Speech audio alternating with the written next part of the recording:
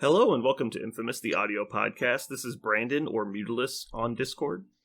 This is Parker, go by One Who Parks on Discord. This is Jeremy. Apparently I go by just Jeremy on Discord. So there you go. And this is Aaron. I go by Treffenwood on Discord. Some quick announcements today. Parker, I got some good news for you. You're down to 1,719 probationary episodes. Nice. I also have some bad news. We have not yet punished you for missing last week. It's big. Look, it's going to be a lot of weight. The VIG is insane. So you might just want to kill yourself. The VIG? Who gets the VIG? Parker does. Parker? That's not how VIGs work. Do you know what a VIG is? Yeah, it's like interest. That doesn't make sense. It's interest on his bad betting. That's... Okay, Parker would be the one paying the VIG because he's the one that owes the money. That's what I'm saying. Oh my god. You would be a terrible gangster. You'd be paying all the people who borrowed you money VIGs. No, he needs to pay. Like, it's on him. I get it. Okay. I'm glad that we're all clear on it. So at some point, we don't know when, we don't know why, I'm just going to write down here, punish Parker. Okay. Other announcements, I have good news for anyone who likes our YouTube channel. Anyone who doesn't know about our YouTube channel, you can go to it. It's Infamous Space MCP. I've just uploaded all of the back battle reports I had, and also all of our podcast episodes are now uploaded. So we're completely up to date on YouTube. Everything's uploaded. You guys should go check it out. It's pretty cool. Also, I have all 4 of our camera rigs ready to go now, and we're going to Adepticon this weekend, so I'll be recording games at Adepticon. Killing it. I believe, Aaron, you might have to remind me, I'm supposed to record a game between Sooner and Pat. Is that correct? Yes. Time TBD sometime on Friday. Right. It will not be live streamed because I don't have the setup ready to go for that. But I will record it and I'll get it uploaded first thing next week. What game is this? It's the TTS Season 10 Round of 16 Top Cut Finals. That's a lot of words. Okay, it's that. Sure. Maybe finals is the wrong answer, but it's the Top Cut Round of 16 for Season X or 10. The quarterfinals, I believe. No, it's one past. It's not the quarterfinals. Top 16, right? Yeah. Just call it the Sweet 16. There you go. So yeah, we'll have that uploaded soon, as well as a lot of just games from Adepticon. So that should be fun. I think that's it for announcements. And unfortunately, Parker doesn't get to do his favorite segment this week because no news is good news. No news. No news. This is 2 weeks in a row of no news. Every week they don't release a 6+ threat model, I'm happy. So I'm fucking ecstatic this week. Oh. But what if they're just saving up all the 6 threat spoilers for Adepticon? Well, I'll only be sad once then. Wait. Parker, you won't be. Make a bet. How many 6 threat models will they be releasing at Adepticon? Quick, without really thinking about it. 4. How many? Just go. Throw a number out, and then I'll give you some odds. Throw that number out. How about this? How many? How about this? Double it. Ooh, hold on. Wait, no, actually, pause for a second. I just figured out the Parker punishment. Okay. On a future bet Parker tries to make, after he agrees to the bet, I get to adjust the odds by a ratio of 4-1 in my favor. Nice. That's his punishment fair. for not showing up fair. last week. Okay, yeah. Deal. But why do I get to say deal? There's no deal. It just happens. Well, that was the deal. You just made it. All right. But it has to be before we know the outcome. I can't do it after we know you've lost. That would obviously be not fair. We're going for fairness. Fairness on this podcast is our number one. I would. I feel like I should make an Adepticon bet though, right? Like I feel like it should happen. Oh, we're all gonna make an Adepticon bet. Yeah. You bet that you're going to do well at Adepticon? Is that the joke? No. We're gonna bet on the affiliation that takes it down. My bet is that Parker doesn't go to Adepticon. I bet 1,000 episodes. At 4-1. That's a damn fine bet. How about 7 of Parker's episodes? Wouldn't it be amazing if Parker actually showed at Adepticon just to get rid of 1,000 episodes? Guess who's it got was $700 plane ticket, but it was worth it.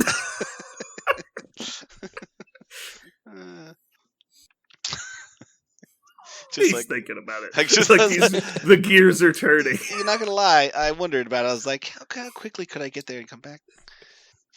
I could just tell her I have to go to the doctor, and like I could be just gone for like 7 hours. My kids sleep in until 8. I mean, if no one's there and they're asleep, is that the same? Yeah. Yeah. Get a 3 a.m. flight. I was gonna say you knock on your door. 8 a.m. Hey guys, 1,000 episodes. I'm out. You just take a picture with me, and I'm sleeping in my bed. He's like, bye. Yeah. You're talking about sleeping in your bed. It's Adepticon. You'll be down at the bar. Maybe. Putting out the vibe. Yeah. Just putting it out there. All right. Cool. Yeah, so we'll get more into Adepticon here soon. So that's done with news. Let's move into currently playing. This is going to be, for people going to Adepticon, it's what we're playing at Adepticon. Mm-hmm. And then for those not going, we might talk about, I don't know, what they've been playing lately, like, normal. Mm-hmm. So I'll go first, because mine's easy. I'm not playing anything specific at Adepticon, but I am taking models, so we'll see. My current plan is to play with Jeremy and in the team-up tournament. Cool. But I'm taking Brotherhood. I have a solid 8 of my models painted, which is, I'm told, all I need. So that should be easy. Oh my god! Why you always You're always that guy. I only have 8. I'm cool, right? Let me explain to why. Why would you need 10? I only really need 5. Like, let's be honest. I'm not going to play Mystique. You just show up with 5. This will work for everything. It's fine. Yeah. I am. Jeremy. Oh, nope, Aaron. I'm going next. Aaron's ready. I Aaron's ready. Do it. Shield. I'm bringing Shield. I am only playing casual games on Friday. I will be around in case someone needs someone for the team up event, but otherwise I'm just going to hang a sign around my neck that says, "We'll play Marvel for free." Just grind LFG. A bunch of Shield games and call it a good day. Do you have one of the old Privateer Press slap bracelets that said LFG on it for looking for game? I do not. Those were actually pretty sweet. You would just hang out in the Iron Arena, and when you slap on the slap bracelet, and you just put the vibe out there, and people would ask you for games. It was a cool idea. It was a good idea. It was legit. Whoever thought of that was fucking on the money that day. Yeah, I've seen people do similar things with like the Livestrong bands that have been now co-opted. They're no longer called Livestrong bands, but those rubber bands, those rubber bracelets. I've seen people do that kind of stuff for those too. So. Aaron, I'm hearing you saying that you're not playing in any other tournaments the whole weekend. It's just Friday games. What's going on? I will be playing the other game I play competitively, known as Blood Bowl, on Saturday and Sunday. On PlayStation or computer? Or how does that? Is that console? What is that? I play that. I also play that. I was just gonna say this might be a sore topic due to the reasons that Aaron's not playing in any events. Okay. Aaron, didn't you sign up for some of the MCP events? Yeah, so I was always playing Blood Bowl on Saturday and Sunday, Mm-hmm. because I won Adepticon last year, so I have to go back and defend my title. Blood Bowl, anyway. So I signed up for all of the Thursday and Friday events for Marvel. I was waitlisted on all of them. I was informed via email that my ticket opened up about the same time everyone got their ticket, because I think they doubled the size of the venue. I went through and I did everything, and I clicked on the button, went through, double-checked my registration, and it showed that my waitlisted were now actual tickets. I waited a couple days, saw that there was not a charge on my credit cards, went back into my account, and those tickets were back to waitlisted again. I emailed them, but they had already been given away to someone else, and I'm shit out of luck. Ugh. So I'm really glad I had alternate plans to play Blood Bowl, so it's really one day of quote-unquote show up and hope. Otherwise, I'd be pretty upset. Does that mean on your trophy shelf there's going to be an empty spot? Or how does that work in your life? I think he's still planning on winning the Blood Bowl tournament. Oh, okay, good. Well, I figured there would be 2 spots. Well, so there's a day 1 and a day 2 trophy. Perfect. There you go. I don't want you to go home empty double-handed. They're actually big medals that they give. So. Oh, I'm familiar. I have one. Yeah. A Blood Bowl medal? No, it's a third place in the team tournament.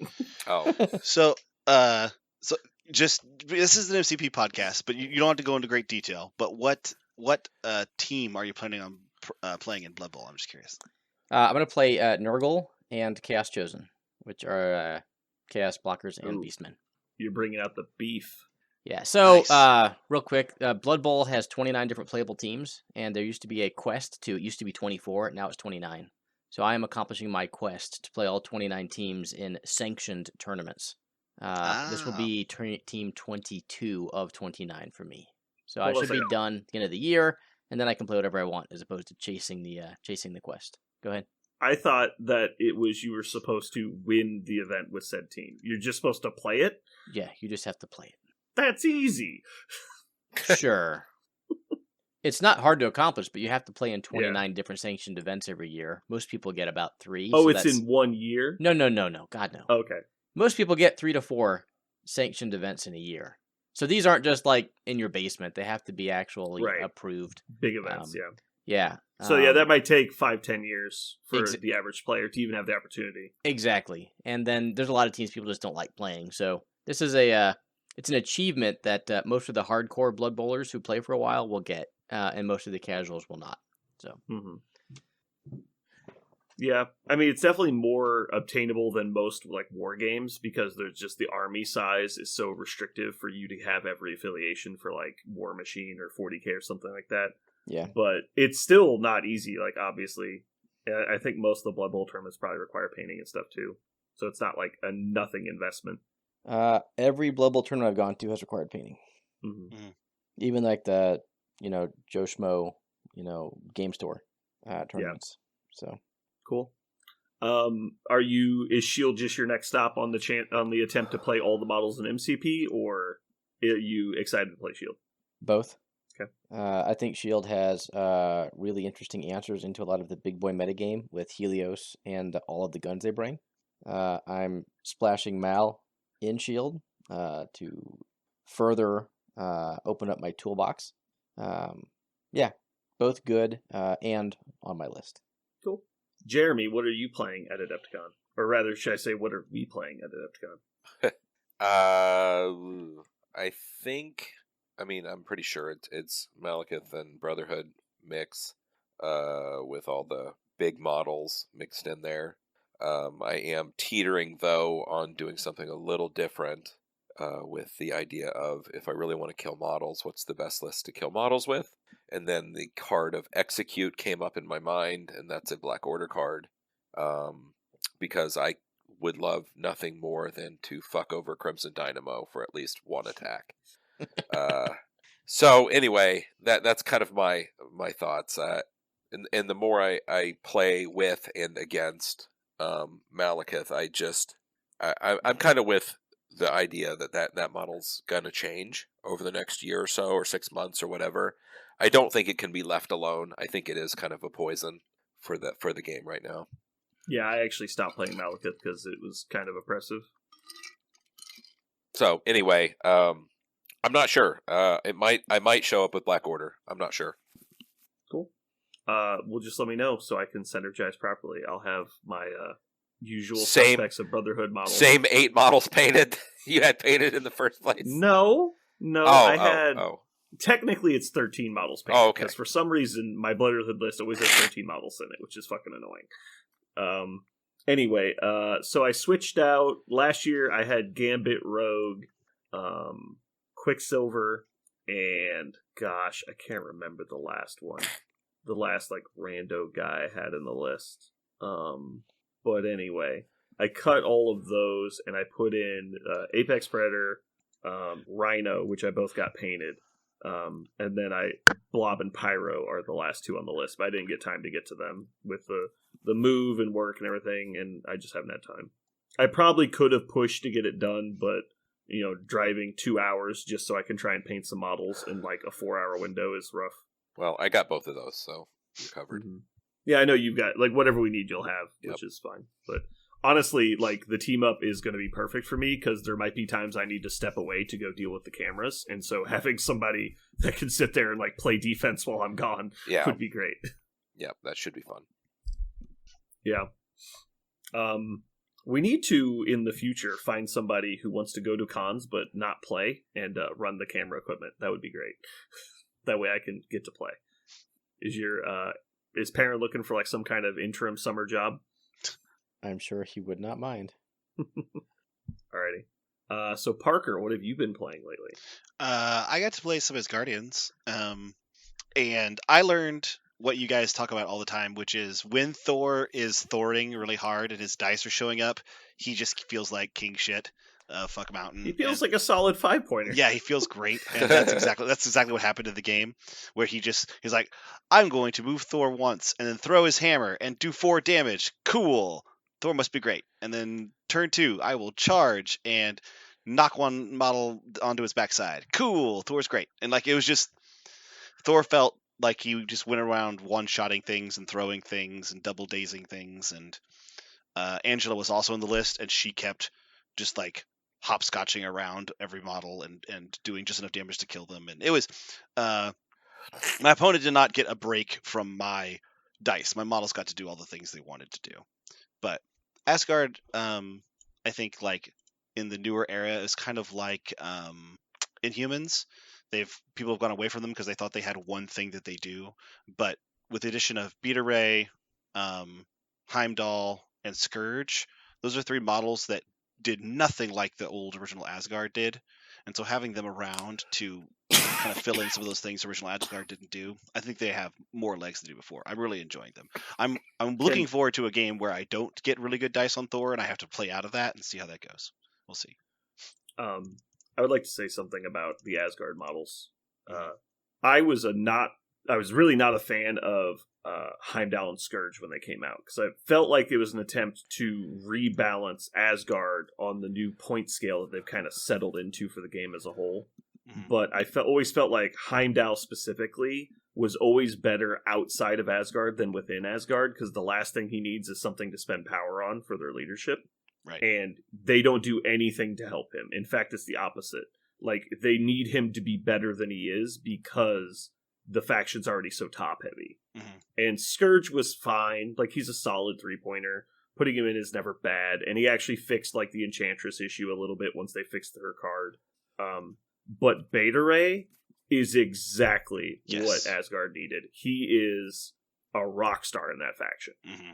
And so, hats off, they figured it out. They figured out how to balance that affiliation well by giving them the exact tool they needed. So, I've always been kind of down on Asgard as a whole, and Beta Ray in Asgard really has me looking at them in a different light. Mm-hmm. Yeah, it gives them a bunch of things that they couldn't do before, like a whole bunch of things. Mm-hmm. It's great. But he also doesn't like change their game plan either. Like, he's still within their like game plan. It just gives them other things to do.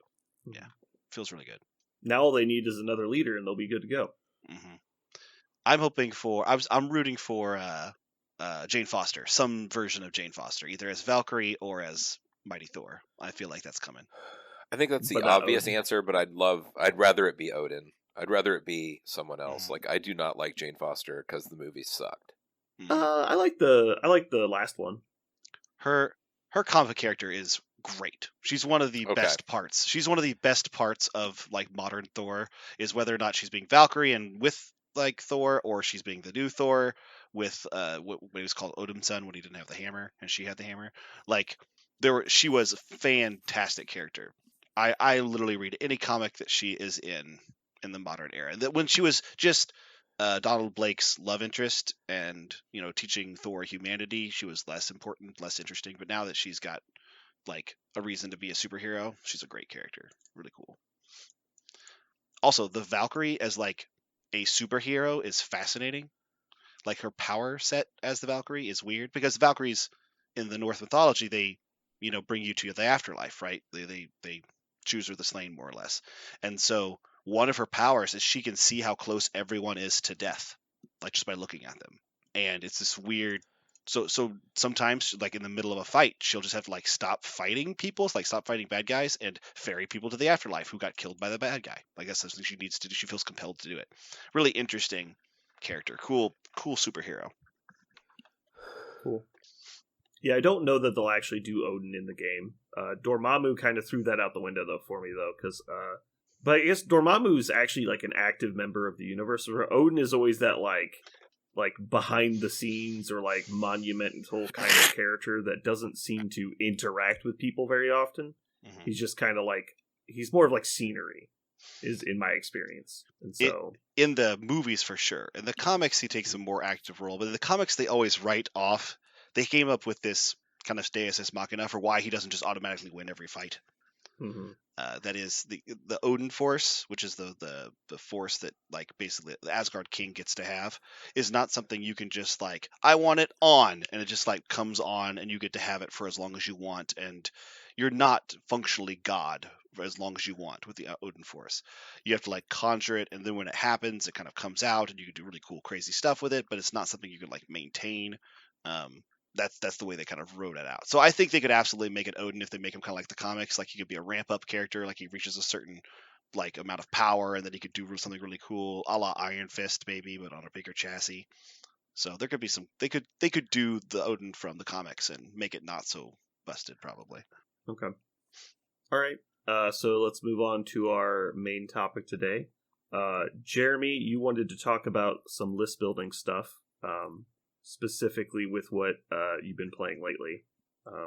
You like the kill stuff plan. There's no secret there, and so you're trying to build a kill stuff list, right? Yes. Kill stuff. Nice. Good. So one of the things we're going to enter in is basically which affiliation is best suited to do the like hardcore blitz style. Do we have a term for this? Is it the tempo list?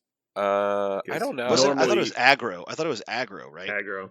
Okay. Where you're just like you're trying Like to burn them hyper down aggro? before this. Yeah, you're trying to burn them down before the 6th turn, right? You're trying to remove their models, not just give yourself a numerical advantage to win on points on turn 5 or 4. Right, because in the past we've always referred to it as attrition, but it's not really attrition because the point is to not just wear them down to the point where you can achieve a scenario victory. It's actually to like wipe them out. Mm-hmm. Like you're exterminating, basically. So is it true that, I mean, tabling somebody was almost impossible, and then Malekith came out? Is that true?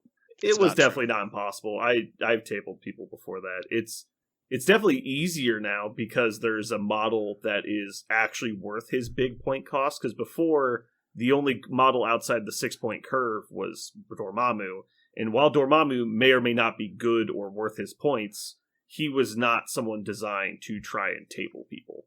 No. Like, he has other stuff built into his point cost, Uh-huh. like defensive and control effects and leadership and stuff. Uh, As were Good. Malekith's the first model they made that was solely intended to kill models I think at that point cost. he's definitely the first super solo, but you could definitely assemble an army before him that tabled people. Mhm. I had never tabled anybody using the rapid fire list until Shadowlands Daredevil came out, and then I think I tabled like 4 opponents my first week playing him, which it was probably because he was new and people weren't sure what to do yet. I don't know if it happens as much anymore, but I still think it could happen easily. Like tabling somebody with Shadowlands Daredevil and Bucket of Bullets, where every model has rapid fire ish, or multiple attacks, or good action economy. I think you could table them pretty consistently. But that's not with a super solo. That's with like a whole force mowing, mowing one thing down, then moving to the next thing, mowing that down, moving to the next thing. But you can do it So- pretty quick. I guess the question is there a better way than, like, I always find that the MODOK, Malekith, and a 2-pointer is the best 15-point list I can possibly put down that will just start destroying things. And, like, I haven't found anything better, but then I was looking back, I'm like, wait, did Black Order do this? They did it before Malekith ever existed, and they were pretty good at it. So I haven't seen it in so long, or even thought about So- it. Like, is it still viable? Does it still do The it? issue that people stopped playing Black Order was because they targeted that list with the restricted list. And so the Reality Stone, the Space Stone, Yeah. all the tactics cards they played, all got put on the restricted list simultaneously. Also, they nerfed Corvus and Proxima at the same time. Yeah. So it definitely took a hit. But the question is, did it take enough of a hit? Yeah. The thing I think you'll run into is that 3-model archetype list is not nearly as good at not losing on scenario anymore because the single extracts all went away. Uh-huh. And so now it's actually 3 separate extracts. So like you can't, Asteroid M loses its potency because you have to play it so early, because if you're not picking up the extracts, you're going to lose. Okay. Also, it forces you to be a lot more aggressive about contesting points, and a lot more of the scenarios force you to spread out. At least that's my observation. It's true. No, Asteroid M is definitely hindered by that as well. And I did notice that playing a bunch of Brotherhood, that get around the table scenario anymore is very difficult when you have low models. So you have to figure it out. Whereas Malekith's leadership, he doesn't give a shit if you're holding something or not. Like, everything he does doesn't care. So it actually works out really well for the new scenarios. Mm-hmm. So I can give you a little feedback on the last game I just played. Yep. That was my round of 16 season 10 TTS game. I played into Mal. Spoiler, I lost. But he's playing a Mal list where if he gets Prio, he quote unquote auto wins, right? It's hyperbole, but the secures are Gamma, Demons, Fisk. So if you get your secure playing Mal, just like you said, Brandon, doesn't do so well when he has to play wide, but he never has to play wide at any of those. Mm-hmm. So if he gets his secure, he just gets to play Mal and either MODOK or Red Skull 2 and Mystique, and that's a 15-point core. And then you can expand from there. And it is baller. Yeah, it is baller. Yeah, no, it's a brutal setup because it's really hard to attack because it's combining control and aggression. Yeah, we played at 19. He added Bill. So like my turn 2, he throws Rhino with Bill. He Midnight Phantasmagorias 4 of my models away, and then he moves MODOK up and bows another model off. I'm like, all while playing Patch Up and Midnight to heal the 6 damage I put on Mal turn 2. Yep. So that's why it's quote unquote better than Black Order, because of what you said. He doesn't need his tactics cards for gems. He gets to play Patch Up and Brace and just go full murder. And Midnight Phantasmagoria for some more heal. Yes. Yeah. Exactly. So it is the definition of all gas, no brakes. Having said that, the game was a little cagey turn 1 due to Sinister Traps, which was kind of fun. But it didn't matter. With 0 damage incoming to my team turn 1, I ended turn 6 with 2 characters left on their backsides. Mm-hmm. He still had 4 characters on the table. I was going to say, Just you real didn't quick. do much to him. Yeah. Talking about cards that aged well, Sinister Traps is like so good. Man, every affiliation wishes they had access to a card like that just to like throw the turn 1 scripts out the window. Yep, it is very nice. So anyway, I think Mal is significantly better in Black Order, and it's just a little example of how it can be super good. Yeah. So just talking about Black Order real quick, I do think that Black Order in its former state is not that interesting anymore because it's been cut so to the bone, right? Like if it's gonna work, it's barely gonna work, it feels like. But the new Black Order stuff, I'm actually very intrigued by, like the Super Giant stuff, not Super Giant, sorry, Black Swan stuff. Right. Yeah. Black Swan with like Corvus still is very interesting because it's 2 very high output models that you really have to be careful of.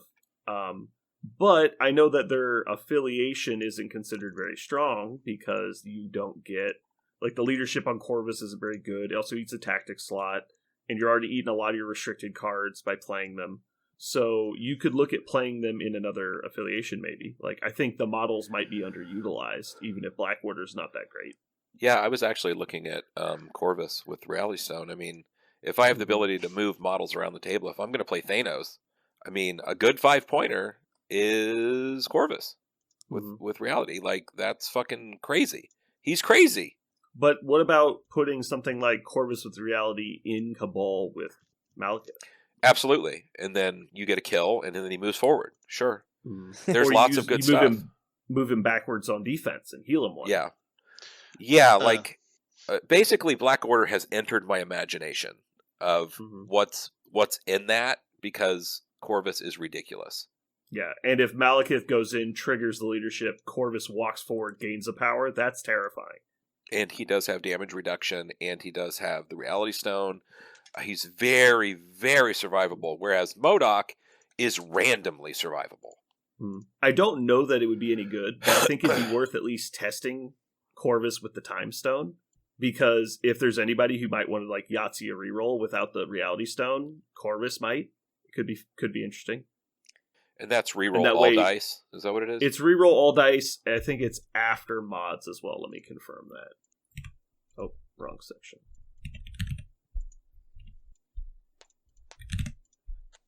So the current wording, it costs 2 power when this character is attacking before calculates success or failure at the end of the modified dice step. It may use a superpower. The attacking and defending characters reroll all dice, including skulls. And so the entire point would be that you're saving the restricted slot by not taking Reality Stone. And I think Reality Stone would probably be better. Yeah. But if we're talking about it's freeing up, like, Follow Me, so that you could go Malekith, follow me into Corvus, and then Corvus goes into Proxima or something weird. Like, oh man, that could be super brutal. But at that point, you might also just be interested in just taking him naked at 4 points. Well, I think arguably Red Skull 2 satisfies the same goal. Yeah. He's not quite as damage output, but the fact that he can displace and, for lack of a better word, pursuit, gives him action economy that Corvus doesn't have. Well, Corvus uses a spinner. He does get to place. That's not nothing. He doesn't get to place, he move moves. medium. Sure. Oh, sorry, move medium. Sorry, move. It's actually place. better. Yeah. It's much better, yeah. With Thanos and the Flurry and all of his steel, his output is more, but Red Skull does come with a grunt that can hang out where he needs to hang out. I mean, that's Right. completely awesome. I will actually say, after playing Black Order under Corvus exclusively, like I put Thanos on the list, but I gave him 2 stones that wouldn't stop me from playing another. I purposely just put Reality on Corvus, and that was the only restricted stone I took because I was planning on playing him most of the time. I played a lot of Black Order with Power Stone. Oh my god, I'm just blanking on her name. Power Stone Swan, and I felt like it was definitely no breaks because on turn 1 I usually had Swan and Corvus Glaive like activating and attacking things twice, and like everybody was on the midline attacking things twice on turn 1. Black Dwarf with Black Onslaught and Black Swan will be on the midline. Corvus Glaive could easily teleport using Mothership on turn 1 to somebody because they have power. The power is out there to use all those cards. You can blow like 2 tactics cards, and you might be able to follow me turn 1 if you do a good enough attack. Everything will be dead. I don't know why you would do it, but you could. That's how much stuff there is to do on turn 1 with them. And I'm not saying turn 1 is the only play they can make, but I feel like the way they can use tactics cards to just blow up a table so fast. And that's before you even talk about like Proxima Midnight, and Follow Me and doing all that kind of shenaniganry where you can just, remove 2 models from their side and activate 3 models yourself. No, yeah, that's really the stupid thing for me is Follow Me combined with the double activate. So you're getting 3 models in 1 turn.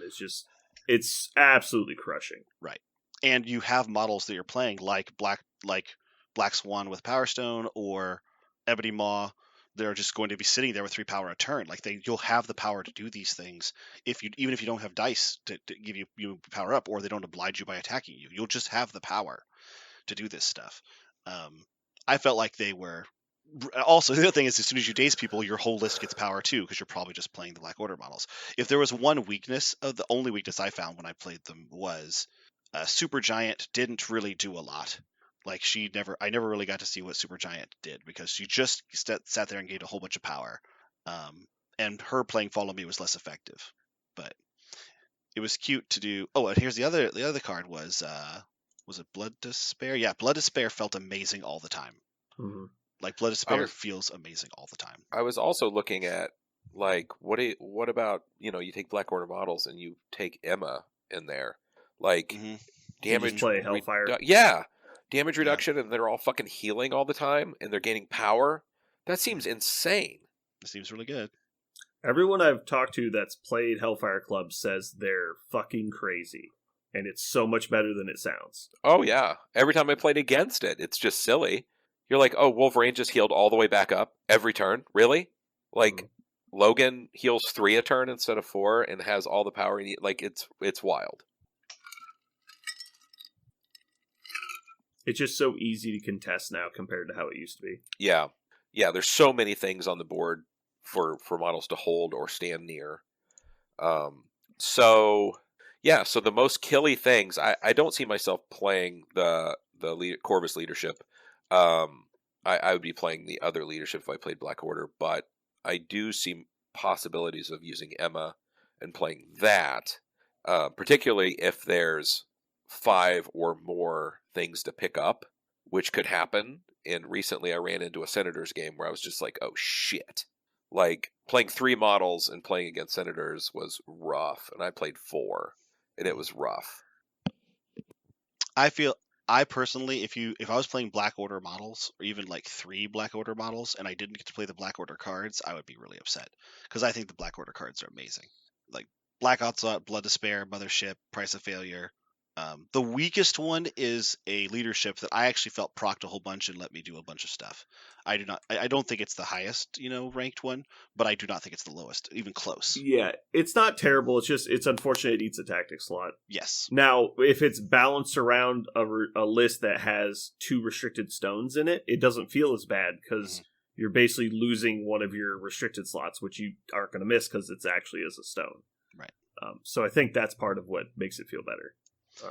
Honestly, I know that we've gone through a lot of changes for a lot of important reasons, but at this point, I kind of want the stones to go back to taking up tactic slots. Or no, sorry, because they took up character slots before. I want them to take tactic slots. It does seem like that would make sense, right? To take up tactic slots. Everything else does. Mm-hmm. Anyway, It's not to weird get they off don't. topic, but it's just like, it just feels natural to me, and I'm kind of confuses me as why they don't. I guess the one thing I wasn't liking is I'm sitting here looking at my list, and I keep hearing all of the things or seeing all of the things that are happening in the meta right now. And I'm like, okay, so I got to take Beta Ray Bill. That way I can play Eyes on the Prize now first turn. But then I also need Mystique, but I have that for first turn. But I also have Malekith for first turn. And I'm like, is everybody playing the same shit in just a little bit different way? Like, I don't like that. Like, I like scrambling it up. Like, what can we do? I don't know. I got twisted up where I like couldn't move. You know what I mean? Like, you start getting into like this whole like I can't do anything. Like, I kind of locked up on it. Well, I will tell you, double moving Ebony Maw forward on turn 1, and the opponent feels like they can't do much because they've got to deal with his 6 dice. They have to 1-round him because then you're mothershipping on top of him. It feels with Corvus Glaive feels amazing. It feels really good. And just like, because if you're just like, I'm throwing a wrench into this system, like, no, you don't get to do this thing you want to do. I'm going to make sure this happens. I'm going to be down your throat, killing your mans, turn 1. And maybe it's a terrible play. Maybe you don't do it because they have the rest of their armies there to activate and kill Corvus. That's a horrible idea. But the point is, you can do stuff with a Black Order list because of their maneuverability granted them by their tactics cards. There's just too much, like Black Onslaught and Mothership is just too much more mobility for your whole list. In my experience recently, people will not let you have those plays. Either they'll have something in place to punish you for doing it, or they will just avoid the entire area to completely invalidate your. Because I went into the last 2 events I played in going, I'm just going to go for some turn 1 Asteroid End plays. I literally never once got to do it at all. And because people are just so aware of it nowadays that they just won't let you.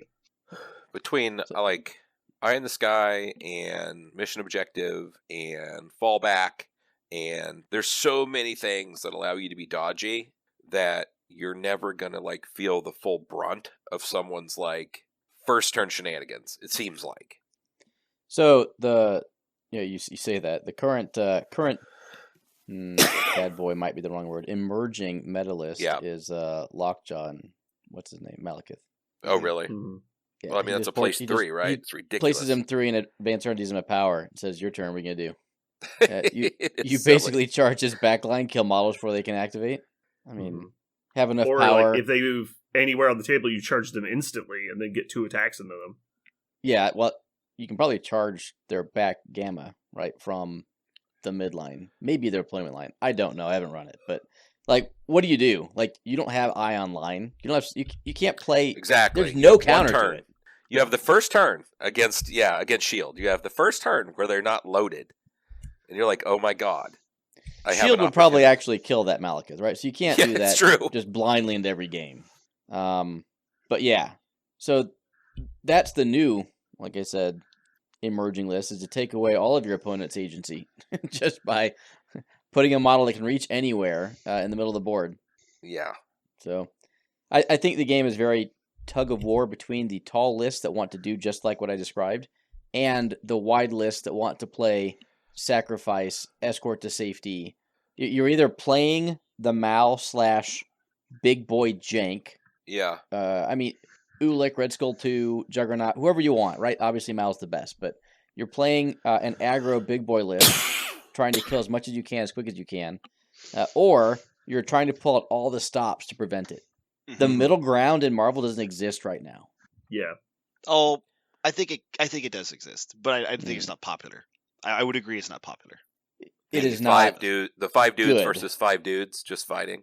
Yeah. Moving shit around. Right. So it's not that it's not popular. I think it's not effective. Correct. Like, so just Hmm. in the finals, the cuts for TTS, I forget the exact number, but there are 32, people who made the cuts, 31 rather, and I think like 28 of them had a 6+ threat model. Like there were very few people who weren't playing at least a big boy in their list. I was Well, one I of don't them. One of them I was think that would be X-Men. that surprising. Well, I mean, Sure. that's But the- probably true for all eras of MCP. Everybody has probably Hulk or something, right? Sure, Yeah. but most of these lists are optimized to play that model. Let me put it that way.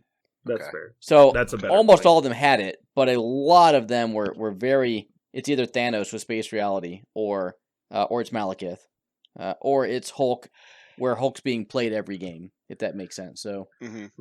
The strategy is to leverage Hulk, not just to have him. correct. He's not an option. He's the plan. Quick math, Aaron. By my approximations, you'll be about 1 inch away. You should be able to charge and measure melee range to the gamma point, but not past it. Okay. By that, so if they contest from the backside, I think they'll be out of Malekith charge range with just the range 3 place. That's crazy. But that's the straight charge, not the move and charge. Sure. So their entire So you list could move not and charge their deployment zone, basically Understood. anywhere on the board. But you could just spend the 3 charge and get a second attack, which means that you would, if they contest their back D or E, and they don't contest it from the backside, you could throw that model into their other models that haven't activated yet. Right, and then butcher onto their unactivated models. Correct. Whew. Can you even imagine, having that happen? You get charged. He does 5 damage to Hulk. Plays Dark Reign. Does 10 more damage, and all of a sudden you've got a Hulk with 5 health left or something stupid. Well, my favorite is what happens when you put Clea in too, and you say "fuck it." Now I'm literally charging your deployment zone on the 3rd activation of the game. Sure, but the actual list has Red Skull 2 as a backup. So I know. Yeah. Well, that's only 6 points. It's not worthless. It's just not great. Yeah. Anyway, so quick exercise. I'm just curious. I wrote down a list of what I would consider to be the top aggro affiliations. So why don't you guys go through and start naming what you think are the best aggro affiliations, and I'll see if I missed any, and if I did, which ones. Cabal. All right, that was the first one I put down. Okay. Black And Order. I have Black Order as well. Criminals. Criminals as well. Now there's 3, and I don't know if you would consider one an aggro affiliation. I do, but it's a perspective thing. I'll just go ahead and say it, Brotherhood, because I play them more aggro than attrition based. I'm trying to wipe out my opponent. If I win on points, it's an accident, not a plan. I haven't played them recently, so I don't know. I don't know how. Weapon how, X. How I deep they think can you could reach. play them that way. Weapon X, I totally agree with. I think that's the one a lot of people would jump to after Cabal. I don't agree with them. I think they are not an aggro faction. So I think they are an aggro faction, but they're not good at it. No, they're not good It's- at it. They're not consistent Right. enough. But I think that's the only thing you can do. If you're doing Right. anything else with Weapon X, I don't know what you're trying to do. That's Yeah. literally what they're built to do. Right. And then the last one I had written down was Spider Foes. They're kind of more of an attrition faction. They're trying to bleed you out as opposed to actually wipe you out. They're definitely not attrition. Sorry, they're not aggro. Not aggro. Okay. No. Yeah, I would I say know. not aggro. I'm fine with that. Let's get rid of them. All right, so that's gone. I also say criminals shouldn't be on this list because despite the fact they can wipe people out, they're really there trying to attrition people because it's a lot. They're trying, usually the way they take advantage of it is by multiplying lots of small attacks. Right. And yes, you can table people, but that's just because you're refusing to take the points that they're now allowing you to have now that they've been weakened because they don't do it quickly enough, right? Outside of explosions on dice. Well, when I played Daredevil with the bucket of bullets style, what I found is that my opponents would go up 4 or 5 points until all of a sudden all their models would drop except one, and then I would go up.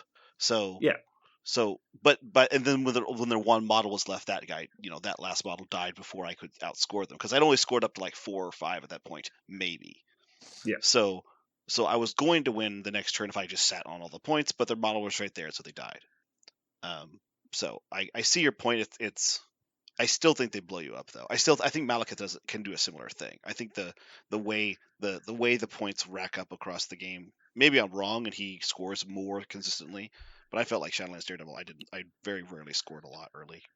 I mean, I think you can run people over with it. I don't think in practice that's what happens at the higher levels. I think at the higher levels, they don't just kind of stand there and take it. Like they try and play differently. Like they play way more conservative on points and force you to like actually play the game. And so I think you do I think they're a strong list, but I think what usually happens is they go up on points just like any other attrition list. It's like you'll be down early, but once you get time to enforce your will on your opponent, you'll take the lead back. But I don't know that they really get to table people that often anymore. Mm-hmm. There's another thing, which is there are a couple affiliations that can stack the deck against that and make it really hard. Like X-Men with a DR model, you're just like, oh Jesus, like that thing might just never die. Cover in general, and so like they don't do like the big splash damage. They're like sandpaper, right? And that's kind of why I would put them in that. Like same with Spider Foes, they're not there to just one shot people. They're going to slowly drag you down. And Shield, other than Helios, they are just a constant damage team. Yeah, they're very similar. They play very similar. Yeah. Yeah. Okay, you can take criminals off there. I'm cool with that. I don't even really think Brotherhood needs to be here because I don't think people play them this way. No. I think people play them as more of like an attrition style brute force list. Right. Yeah, they generally don't one shot anything. They generally kind of grind against you and maybe daze a thing here and there and gain some points. Like but my Brotherhood list is really more of a Cabal list. That just has Magneto as leader. So I think that's just a unique perspective. But that's also kind of goes to say like you can build anyone to be kind of an aggro list depending on how you want to build your rosters. So I think the big three we would all agree are Cabal, Weapon X, and Black Order. But again, I think Weapon X is the worst choice here because they don't. It's the most random. Yeah. Right. It's high variance, and also on top of that, it is the easiest to play against because they do so little other than make attacks, and so there's no like counterplay that your opponent has to worry about. It's not like they're trying to. Well, I got to deal with like Lifesaver and Bodyguard and Black Bifrost and all this other stuff and like Asteroid. It was like, no, they're just going to attack the people in range of them and hope they roll well. And you're like, okay, well, that's easy to like. I'm just going to set up my normal defenses and just try not to get spiked. And so I just think they're easy to play against, but they're also kind of intuitive to play, right? They're not super complicated. And so I would definitely not choose them, but I think some people would because it's advantageous. When you think you're outskilled, I think you should throw variance at the wall and hope for the best. Mm-hmm. Or you just like the models, right? Or like there's plenty of reasons to play an affiliation. If you enjoy rolling dice. I mean, they roll dice more than almost anything. They're always within range, just about, or they'll move and get within range and throw dice, and like they have good tools for making attacks. They fight well. I just don't like that they don't have counterplay options. Like what happens when your opponent has a bunch of like what do you do against like Convocation on Bookstern? It's like, well, you kind of just stare at the wall and you're like, shit. Listen, Wolverine has a motorcycle, okay? Yeah, motorcycle. Have you seen his motorcycle? It's pretty sweet. Mm-hmm. It's funny you mentioned, like, if you want to roll dice, if you want to time out, play Shadowlands Daredevil. because Rapid Fire will time your shit out while you're like, okay, shoot things. And you're like 5 minutes later, okay, that activation is done. because I shot all the shots I could shoot. I was so terrified Shadowlands Daredevil was going to come back into the meta because Malekith had been nerfed to not prevent rerolls, and then like X-Men just took care of that. Like I'm so happy that X-Men just scared criminals away. Yeah, that and Malekith kills 2 of them fuckers a turn. Like, I'll daze 2 a turn. Now shoot me. Okay, now they're KO'd. Yeah, it's like what happens when your opponent just doesn't stand within range 3 of you. You're like, oh, well, this sucks. All right. All right, so we got Cabal, Black Order, Weapon X. I think that it's crazy how far Malekith has fallen, and yet people still think he's oppressive. That just says like how crazy he was to start with. I think Thanos is in the same boat. They've both fallen to a degree. and they're harder and more difficult to just jam in a list, but people still do it, and they're still very effective. Yeah. I mean, so Thanos is unquestionably amazing, but the issue comes down to he doesn't have like his safety net anymore because of the restricted list. Yeah, but you just play him slightly different. He's just fine. Malekith, honestly, I think giving him that skull thing where you can buy blocks or hits is just unfair. Like, that's the part of everything he does. If he had to deal with the math of the dice like everyone else and just have shit turns, it's like he always escapes everything because he can just go, oh, I'll just buy 2 and I'm fine. Where everyone else has to suck up those damage rolls. Like, and he gets extra for rolling. He gets to roll more on it. It's just kind of silly. And he's immune to Hex, so the way to stop his crit thing doesn't work. I'm really not a fan of him being immune to Hex. That's my biggest thing about it. All those things that he does, I'm like, okay, fine. But then when he just gets to do it and I can't stop him, there's no... I'm actually totally fine with God cards and God models as long as there's something else in the game that I can go, oh, but this thing really messes with that model. Specifically, it's an effect that really messes with him. You don't build around this effect, but if you really wanted to mess with that Malekith, you put in Hex in your list and you would stop that thing you were just talking about. But he's immune to Hex. To be fair, Grand Illusion shuts him up pretty good now. That's true. I don't think he lives very long to do that. Oh, Mysterio? Yeah. So I'll make a point. This is actually, I'm going to repeat a point that I heard recently from Vince on the Taco Truck podcast. Malekith outside of Cabal was always worse than Malekith inside Cabal. And the changes forced people to drop the Malekith Splash because he really needs Black Bifrost to be super effective. It resonated really well with me because I thought that when I was playing him, right after he kind of came out, I was playing him in like Brotherhood and Avengers and other places. And I played him in Cabal a couple of times. I was like, wow, Black Bifrost is like the bee's knees for this model. It really lets him get out of danger or in danger. Yep. His leadership's also very underrated. I was going to get to that. So yeah, the first thing is Black Bifrost is kind of key to making him work. The second thing was, even after my game, the thing that pissed me off the most about Malekith was not the fact that he kills my models. Like, he even failed in one turn to kill Rhino. Like, turn 3, he one-shots Rhino. Turn 4, he can't kill Rhino with 2 attacks. So his dice can shit out once in a while. I can take losing my models. Like, it's going to happen. What I can't take is all of the counterplay is, well, if I can't kill Malekith, we're just going to displace or kill the rest of your team. It's every time he would, daze a grunt or a model, sometimes for a turn, right? Oh, I threw Mystique off a point when Ash gets to walk back on. Oh, you killed another model. I guess MODOK gets a free move. Like, the leadership is by far the most egregious thing that's printed on Malekith's card.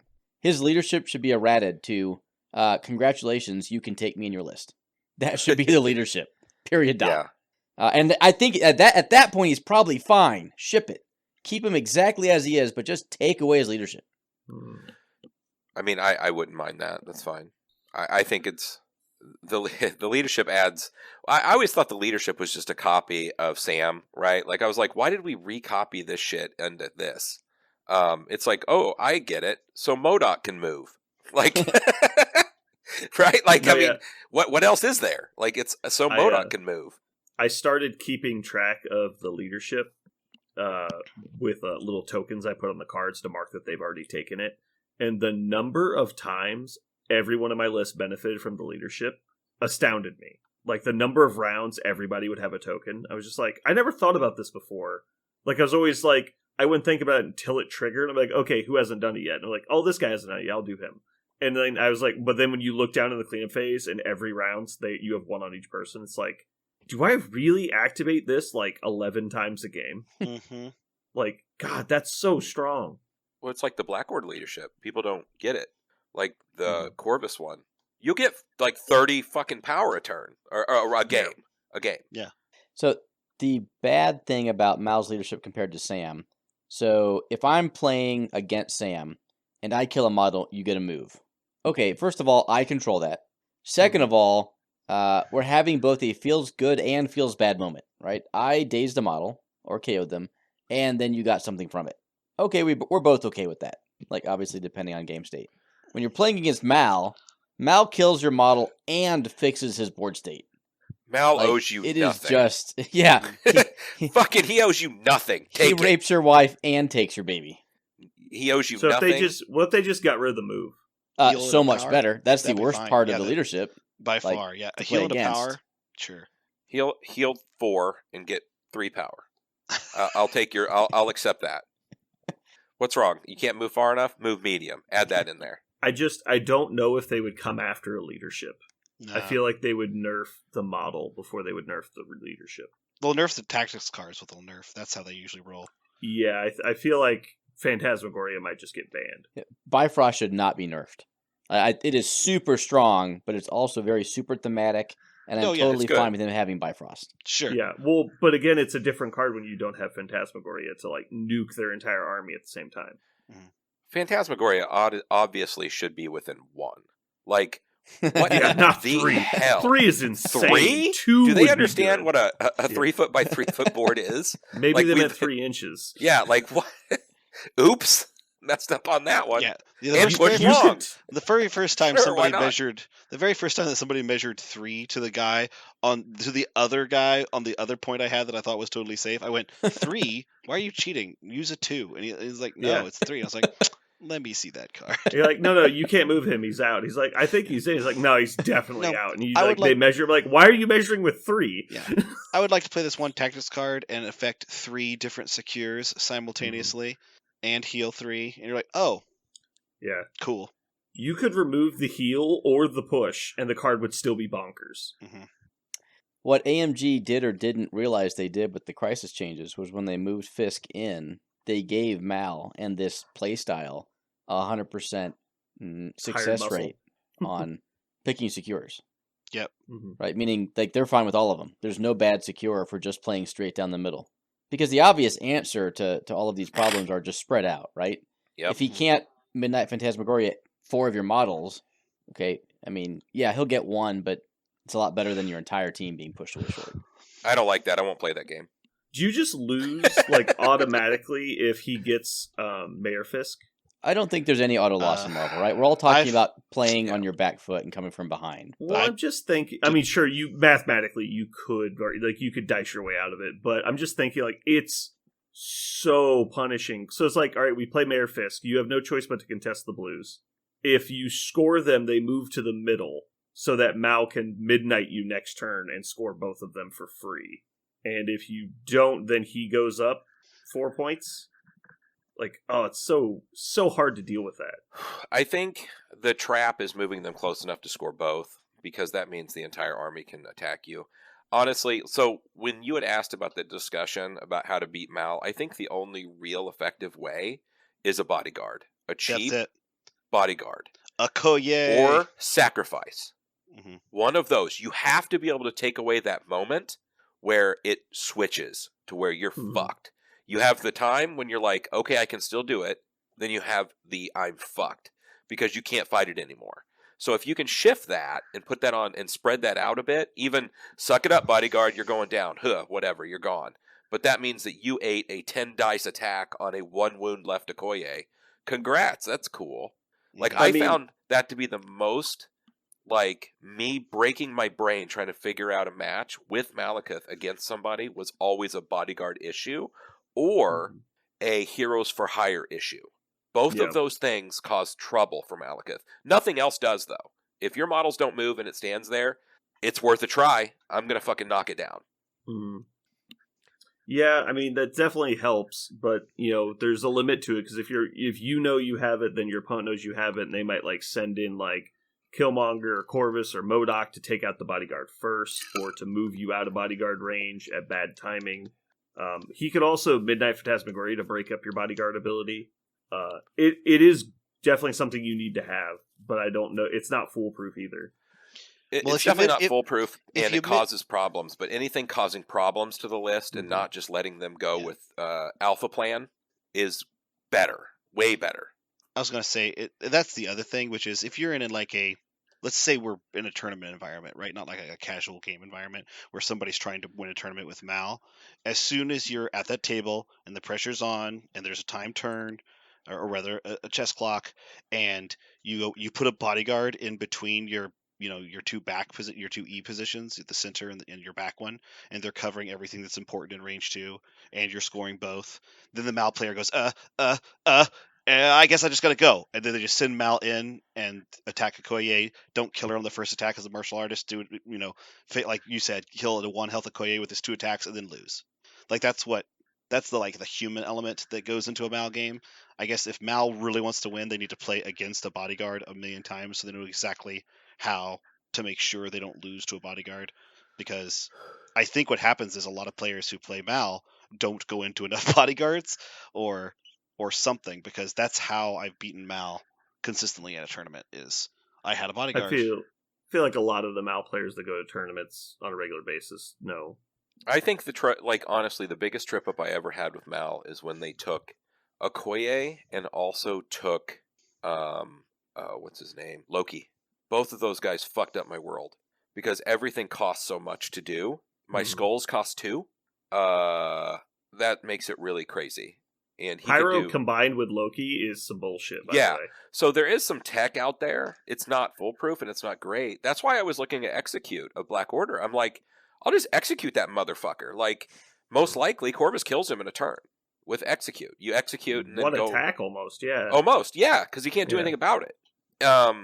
Because you can put him in a corner with that. Anything else, it's like he's going to stop 3, probably. Also, I think Recal's pretty good against Mal, and people don't realize that now. Oh yeah, Recal's very good against Mal. Because you make him reroll all of his fake fucking crits. Yeah, I mean, there's some tech. The problem is it's like, man, it's just a model causing shenanigans. I mean, you could probably say the same thing for Hulk. Hulk just doesn't feel as bad. Mm-hmm. Yeah, I don't think Hulk's is bad, but you can get into the spot where like the order of activations is just what really makes Hulk strong sometimes. Like the fact that they can leverage that much of their list in one activation, either at the beginning or the end of their turn, is really hard to deal with sometimes. But I think the model Hulk is fine. It's really like the lack of ability to respond to it is the problem. Yeah. He feels like a 6-point sweet spot. Like, even if he was 7, people would play him, right? Like, I think if he was 7, people would play him still. Probably, but he'd definitely get played less. They wouldn't be gone. You're right. Okay, so back to the original point. Yep. Is there... So I think we all agree Weapon X is not the affiliation to go with. I think we would all probably agree that Black Order is not either. I feel like Cabal is the obvious, and I think it's solely just because Malekith is so good. But how about the question of, do you have enough room for a second affiliation within your Cabal list? Yes. So I could take out Brotherhood, essentially, and then put in Black Order as like an alternate kind of thing. Because, I mean, I already have Thanos in there. And this is obviously intentional by the devs, but they tried to make Black Order really not dual listable, because they're going to eat up your restricted slots and your character slots. Yep, and my brain is kind of mushed on the whole fact of, like, I hate having to split up my tactics cards with a dual affiliation. There's so many good tools out there now that you kind of want or even need a lot of them at times. So I'm like, am I hurting myself by splitting it? Like, do I just go full Cabal again? Yeah. How about this? What's the biggest weakness that you feel your Cabal list has? Like, what's the worst matchups you've encountered? Senators. Senators was so fucking hard. Like, it was so rough. Well, then you should definitely just play Brotherhood, right? I don't want to do it. I don't think that many people play Senators, except maybe Brotherhood, because they're so good. Yeah, I totally agree. The plan is win priority, right? Yeah. No, it was the split up. Like, the Senators really gave me a go on, like, holy shit, there's so many objectives, that it was like, the models were able just to pick them up and just move. And I couldn't kill enough of them. And I even had all the models that could, push themselves. I had Juggernaut in that match, place themselves with Malekith. Like, I had things that could get about the board, but there just wasn't enough. There was just too many points to be had, which made me look at it and go, okay, Whew, if we play a huge number of these type of scenarios, I don't know if people have figured it out yet, but that's going to be tough. Because if I don't win priority and they played their blues, like, ugh. I actually think I would like to see a Black Order list played in today's meta too. Like, I haven't seen them once since the scenario change, and every list I've seen that had Thanos was a like all-in scenario list, which is fine. Like, and they have some fighting involved, but really they're there to win on points, right? I kind of would like to see the full Black Order list, all 10 characters, completely devoted to it. Yeah, because you don't really know what's coming at you, right? Like, it could be the scenario build, it could be, you know, the all-in attrition with Black Swan and Corvus. It could be a tanky build with Black Dwarf even and Supergiant. I think they have a lot of interesting tools. Every time I've played them, they've gotten a hell of a lot closer to tabling me or causing me to not win than I thought they would. Mm-hmm. I mean, Black Swan can fucking go crazy. Like, if she gets a bunch of power, her ability to charge and then do the everything dies, and if the right models are there to throw, oh my god. It's really crazy. Yeah. But then again, it's like the unknown. I'm kind of like, do I just add more dice to this shenanigans, or do I just keep throwing the same bucket at people?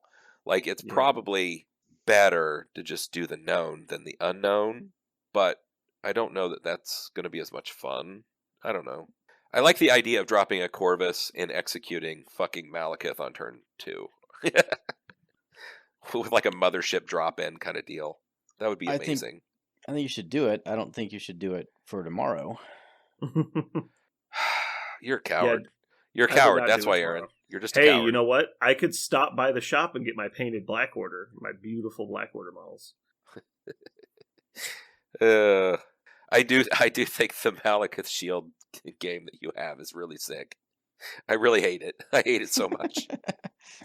But then again, I mean, I crumbled up my Prime and threw it in the trash. Like, I was like, here you go. You can go with your brothers. The game we had was the end. That was the end. You brought him out. That was the end. Yeah, I'm like, come on, robot friend. Nope. He's like, fuck you. You're just not a friend of robots. I think that's what we figured out. Yeah. I'm very mutant friendly, very anti-robot. Yeah. Aaron, in your experience, what have you seen give Malekith the most trouble? Nothing. Nothing at all. But honestly, forcing him on a wide scenario, which is partially luck. So one of the reasons why I wasn't able to kind of come through into him was, I think there's a lot of things lists need in their abilities lists need to have. But one of them is the ability to just absolutely yeet a model off the table in a round. Obviously, like a Helios type equivalent. Yes, or equivalent, right? So yeah, you have to be able to say that model dies, and it might take 2 of my models, but it's going to happen, right? So the problem I had yesterday was Spider Foes are like, nope. We'll do a lot of slightly above average dice, and Mal's just like, I eat slightly above average dice for lunch, thank you. So yeah, he doesn't like people rolling 12 dice into him, right? Because just like Jeremy said, he's going to block 3 every time. Sometimes 0, but usually 2 to 3. Usually 2 to 3. So doing 3 to 4 damage, 3 to 4 hits isn't going to cut it. So you either have to get a lucky crit, spike, or you've got to roll 12 dice somehow. Like Foes have answers. I think Rhino to China Shop is a great card to bring with Smash, and people will say, "Oh, you're wasting 2 tactics cards." Yeah, but it gives me something that the list doesn't have, and that's the ability to kill Mal, Hulk, Immortal Hulk, Strange Supreme. Like, pick someone that you're like, man. No, yeah, that's fine. Say what? I agree. That's fine. If you Rhino to China Shop is a bad card, but it can definitely be leveraged to very good effect, and so it depends on what you're doing with it. Like 1-2 punch, even like I could see in a list, and if you have it for the right reason, it's fine. But the problem is when you're just like putting in your list, going, "I like smashing terrain." It's like, okay, well, that's not good. Like, or kick them while they're down can work really well into Mal if you have the correct supporting cast to put 3+ conditions on them. I played it in my Hydra list, and it's a stupid card, but in the Hydra, it works. Yep. So bottom line, your list needs to have the ability to pump 10 damage into Mal with no more than 3 of your characters, preferably 2. So lots of lists can do that. You just need to make sure you have that in your squad when you bring it to the table. You know what else was a huge problem? Original Strange with that goddamn card, that dog card or whatever it's called. That's hound. the ghost hound. Yeah, That the motherfucker activation. activated me, and that was game. Yeah. Like I was like, oh no, that was cute. That was really cute. Now that we're talking, I really like because I always like Helios Laser, but I can't figure out how to get it in my list because I don't like Iron Man in anything I play. But Hulkbuster can play it. I do like Hulkbuster. I like Hulkbuster also. I feel like Iron Man is a better spot for it, but Hulkbuster definitely can play it. You should not. Why? Well, because Don't be you play rude. because you play Tollis is why you shouldn't play it. And so you're pulling power off of models that can greatly utilize it to do it. Versus like, oh look, Luke Cage has 10 power. I guess I can use 8 of that. Yeah. Like, You should never fire a Helios with less than 20 dice, as a rule of thumb. I want to know Again. what 20 power you're pulling off of your team, and that includes Hulkbuster. I'll at least I have disagree with the 27. 20 dice thing, but it depends on what situation is again. Clearly, yes. But I have thought about go adding ahead. Nick Fury and his little buddies. The senior, the Yeah. 3-point Mhm. model. Man, that guy's stupid. Mhm. I feel like a better option for you might be something more along the lines of Psychic Constructs from Psylocke. Yep. The reroll I thing. I did that on last weekend down in Springfield. I did a Psychic Mm. Construct Helios. Yeah. Oh God, did And you again, really? I did. yeah. And again, I don't like that card, but if you are taking it for a very specific purpose, then it's fine. You're like, how many did you block? Okay, I did 26. Well, it's because it let me only Roll put in like 12. 14 dice Yeah. into the Helios instead of 20 and get the same Mhm. effect out of it. Sure. Or you play it with like Apex. You know, he stops squillings and dies, rolls 8 dice, now gets 4 rerolls.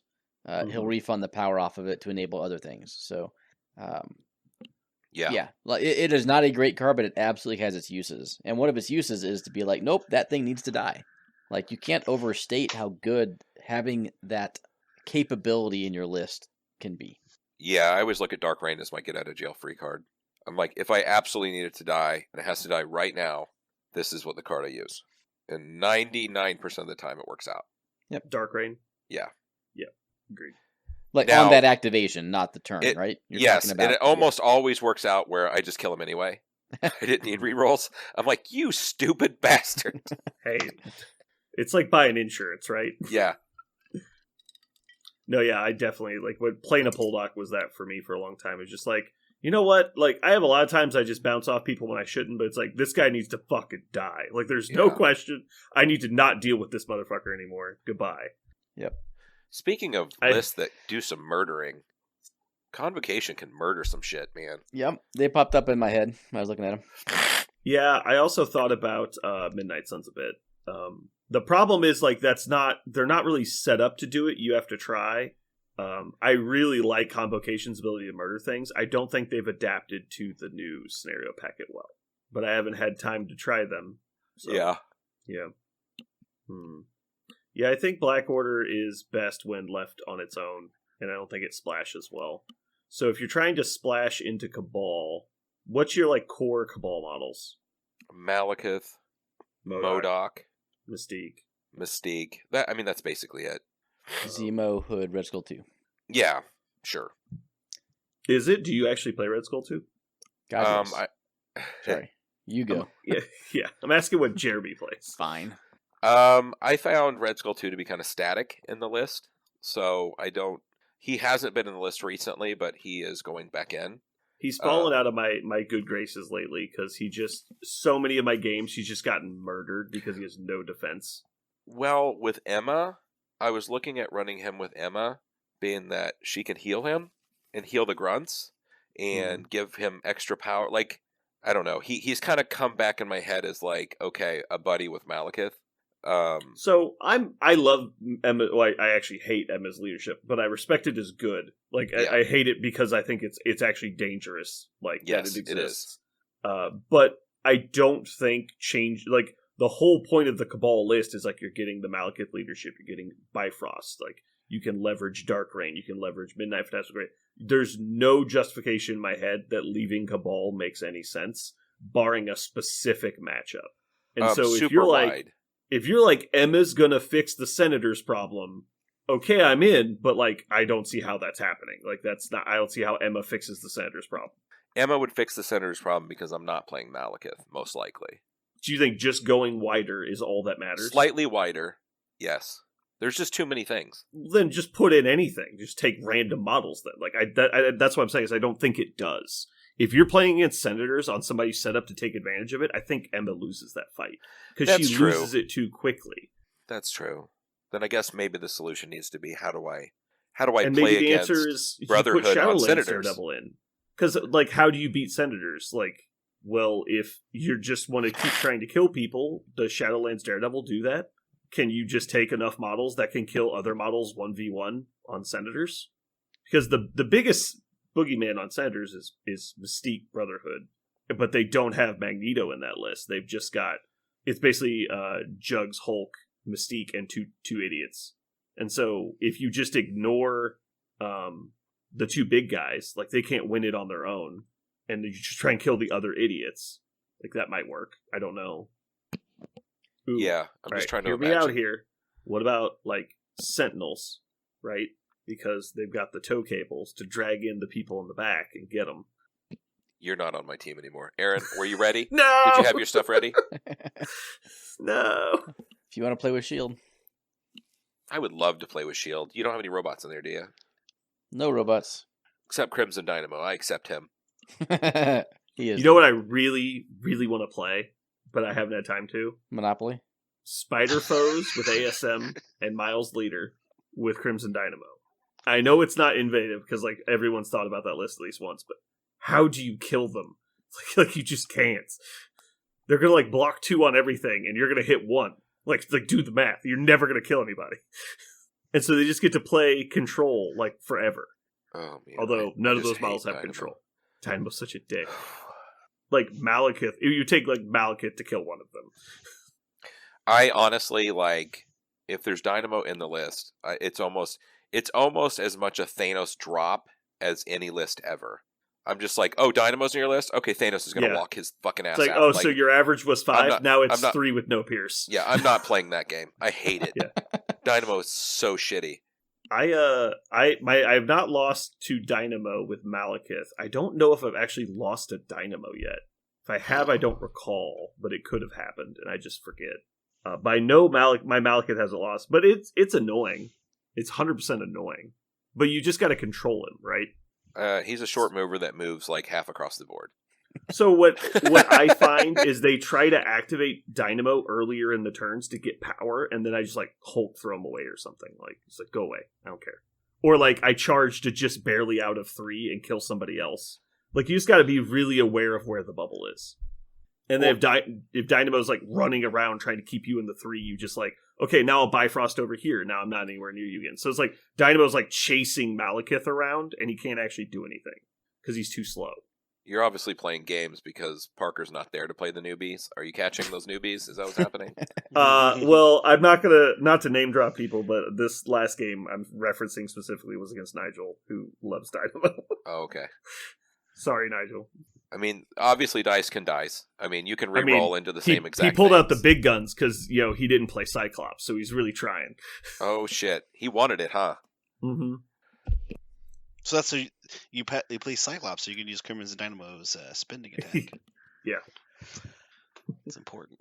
I didn't even know he had a spender attack. Homing He rockets. He It's doesn't. homing rockets. I was like, he does. It's that's a homing rockets. trap. No, he doesn't. It's the same spender Iron Man has. Yeah. I thought he just shocked everyone and then caused nobody to do damage. It's like 4 points to do that. He's like a black hole of damage. He just absorbs damage off the table. It's a fucking plague. Tell you what, though, when that one guy fucking placed and then beamed and hit 5 of Parker's guys with his Ooh. disruption beam, I was like, oh my god. It's like That's a Parker's heater. gonna lose to this guy. He did no damage. It was adorable. I know, right? I saw that. It was quite annoying. Yeah. This fucking 10 power Dynamo was so stupid. Yeah. He did no damage. Guy's so stupid. Well, he had just played A-Force Assemble, so everyone had Oh, plus yeah. 4 dice.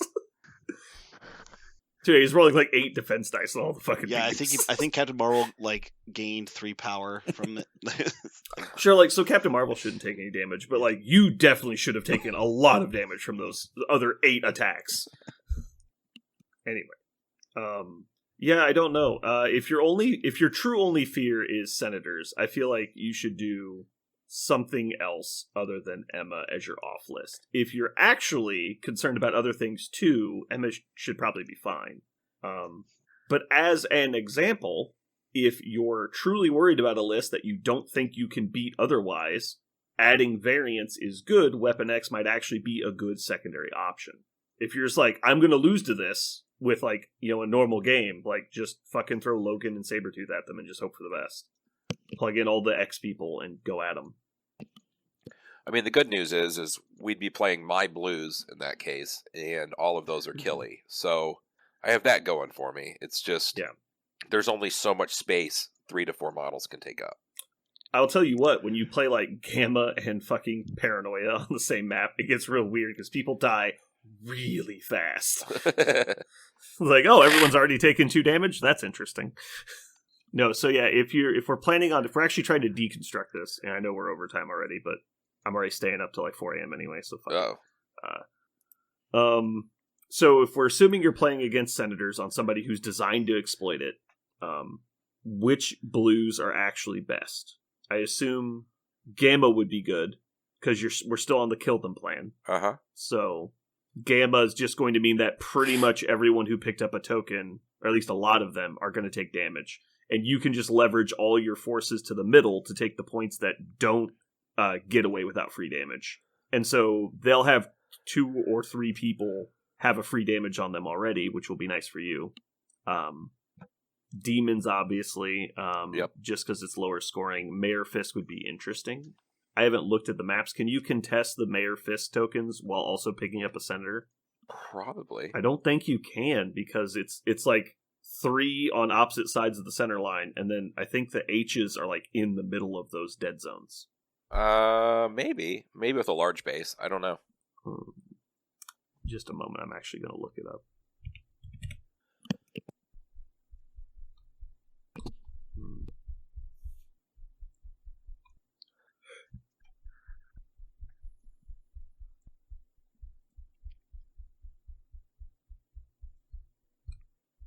Okay, no, you cannot contest the H's and pick up the J's.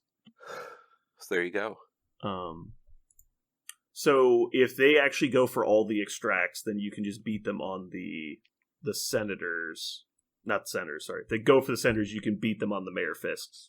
And so even if they get like 4 of them, it'll be like 4-2, or no, 6-2. You would actually, that's weird. So but they'd be moving them towards them. So if you got 2 of the senators, but you scored both of the witness tokens, you'd actually be up points. But then they'd move away from you, obviously, and then you have to go chase them down. But it'd give you small local areas to fight over, which would be good for you. Demons actually is weirdly the worst security you would have, because you would actually be punished for taking them. So you'd probably just ignore them. That's weird.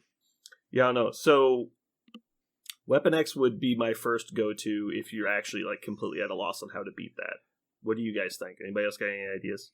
I think he just goes wider in Cabal. Just play Mal and 3 3s is what, 17? Yeah, add Bullseye. You're at 19, which is the Senator's threat. Senators. So Yeah.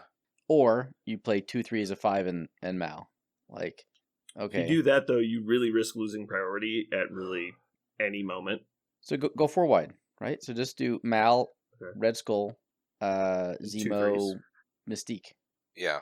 Do you think that does well into like Mystique Brotherhood, or So you're guaranteed to be getting your secure, right? So it has to be a centerline fight. They can't run away far, right? Like if it's Gamma, you can push to their back. If it's Hulk and Jugs, they're going to have to come to you. I don't think they can score out fast enough. So short answer, yes. Jeremy, are you playing Advanced R&D? Yeah. Are you playing Lockjaw? No. Maybe you should put in Lockjaw. Because the problem with the Mystique Senators list is they're going to try and steal 2 of your Senator tokens and back up. And with the dog and advanced R&D, you're threatening their back point holders as opposed to their front point holders. I see. And so that way, like, let's say they have random 3-point model like Pyro. Well, you can just go in on Pyro instead of trying to kill Jugs. That's true. Just throw him off, kill him, or throw him off. Or Mystique even, because even Yeah. Mystique with Martial Artist is probably still dying to that. Red Skull's definitely a good drop into specifically Mystique because he can have his grunts prevent the deception move. I don't hate that. Zemo's never bad, right? Because he can position Correct. for rerolls on other people. Yeah. And obviously Mystique's good too. Lockjaw. So if you did that, it'd be Red Skull, Lockjaw, and then you pick Mystique or Zemo, depending on the mission and the matchup. So you'd be using Advanced R&D, Bifrost, Phantasm. Your other is what, patch up? Currently was Indomitable. Okay. And then so you have one slot left for either Deception or Dark Reign. Yeah, I don't hate that. That's solid. That'll at least give you a game. So I if you do think- like the idea of Lockjaw being able to threaten the back. Mm-hmm. That's pretty cool. Yeah, because he can hold your back point for you too while you're at it. Yeah. I mean, I have seen some pretty cool stuff with Lockjaw played against me. And Malekith, that's pretty crazy. Yeah, I've So I seen a don't lot hate more that. people playing Lockjaw lately, and I think it's actually really good. And I think a lot of the people that played Lockjaw against me, it felt like they were in their early stages of trying it, because it seemed like the stuff they were doing was not very efficient, and it was still very good. And also, he can throw, what is it called? Bloodhound on people, which is Yeah. good. Extra die is never bad. It's the thing that always gets me on Lockjaw is he gets to target people at range 3. That's nuts. You can also play last minute save to try and save Malekith. No. I know, but still, yes. The hell kind of fantasy La La Land you living in? Well, then you play last minute save, or not last minute save. You play last minute save and escort to safety, and so he plays both. So you escort to safety Malekith backwards, and then so they have to come into you again to actually kill him, and then you last minute save him back to the other side. And you're just like, God damn it! Like, it's so hard to actually get him off. You're like, I can't believe this all happened in turn 1. I know, right? Jesus. All right. You should definitely throw Lockjaw on your tray if he isn't. Yep. I Okay. will. I'll mess with that. That sounds fun. Also, me something to do. I was trying to think while we were talking also about good team up stuff, and I'm like, we should definitely do Thanos and Malekith in the team up tournament because that's just going to annoy the shit out of people. Oh my god. Well, I mean, we were already pretty douchey last time, so I know, right? we gotta make sure it's just thick. Just for the record, I played in the team up tournament last year. You did not. Well, I was talking about the. I got Warfare. third place with some random guy I met that morning. So Just wait, I'll fill in as someone's number 2. I know, right? We'll take That's the whole the thing worst. down. That's the worst nightmares when somebody's playing with somebody they've never met. You're like, oh no, this is always going to go well for them. It happened with Mike and that guy he met at Warfare. Like I think they got first place. Yep. Anyway, I think 2/3 of all of the trophies I have for Wargaming in general are all from the Adepticon team tournaments. Like, a whole I shitload never- of second place. Anytime I win a singles tournament, there's never a trophy. When I go to a team event, there's always trophies. So your I love me wall is really just I've been carried half my career wall? Well, one of them is I won the Adepticon team tournament for War Machine with somebody who had never played the affiliation he played. and so the final, we did our like medal stand picture, and he's literally on my back, and I'm carrying him. It's great. Nice. Were you using That was with convocation? Chris. Yes. Or what is it called? No. Now that you said convocation, I know, it thrown me off. Convergence of Cyrus. I played the Convergence. robot people. Yeah. Yeah. I was like, all right, Chris, your job is to manage the chess clock and to roll the dice. I will point at things and say attack, and then you just let go of the 2 dice. And that's all we did the entire round. And then he actually tried to save me from the mistake I made in the final game, and we actually won. It was great. It was a fun time. That was one of the more entertaining events I've ever played in. I had a really good time. Well, hopefully our shirts show up tomorrow. That would be nice. Yeah, I'm going to be so sad when we're like 10 minutes into the road trip and I get a notification on my phone. I'm like, no! It's going to be the worst. All right. If you're at Adepticon, please come say hi. I'll be the guy standing by the cameras wearing the Hawaiian shirt or the infamous jersey. Yet to be determined. And then I'll point out Jeremy and Aaron to you because they're both nondescript random people. Oh wait, because we Aaron will don't- be the guy in the Adepticon hoodie. He'll be easy to find. That's true. I usually wear a Marvel shirt. You've probably seen me red and black. All right. Well, thanks for tuning in. We'll see you next time. This has been Brandon. And Parker. Just Jeremy. And Aaron. And you just listened to Chicago, We Are In You.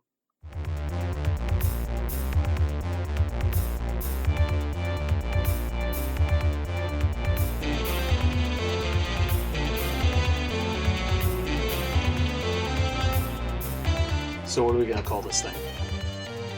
I got it. Okay. Incredible, new, fantastic, astonishing, mighty, original, uncanny, sensational podcast.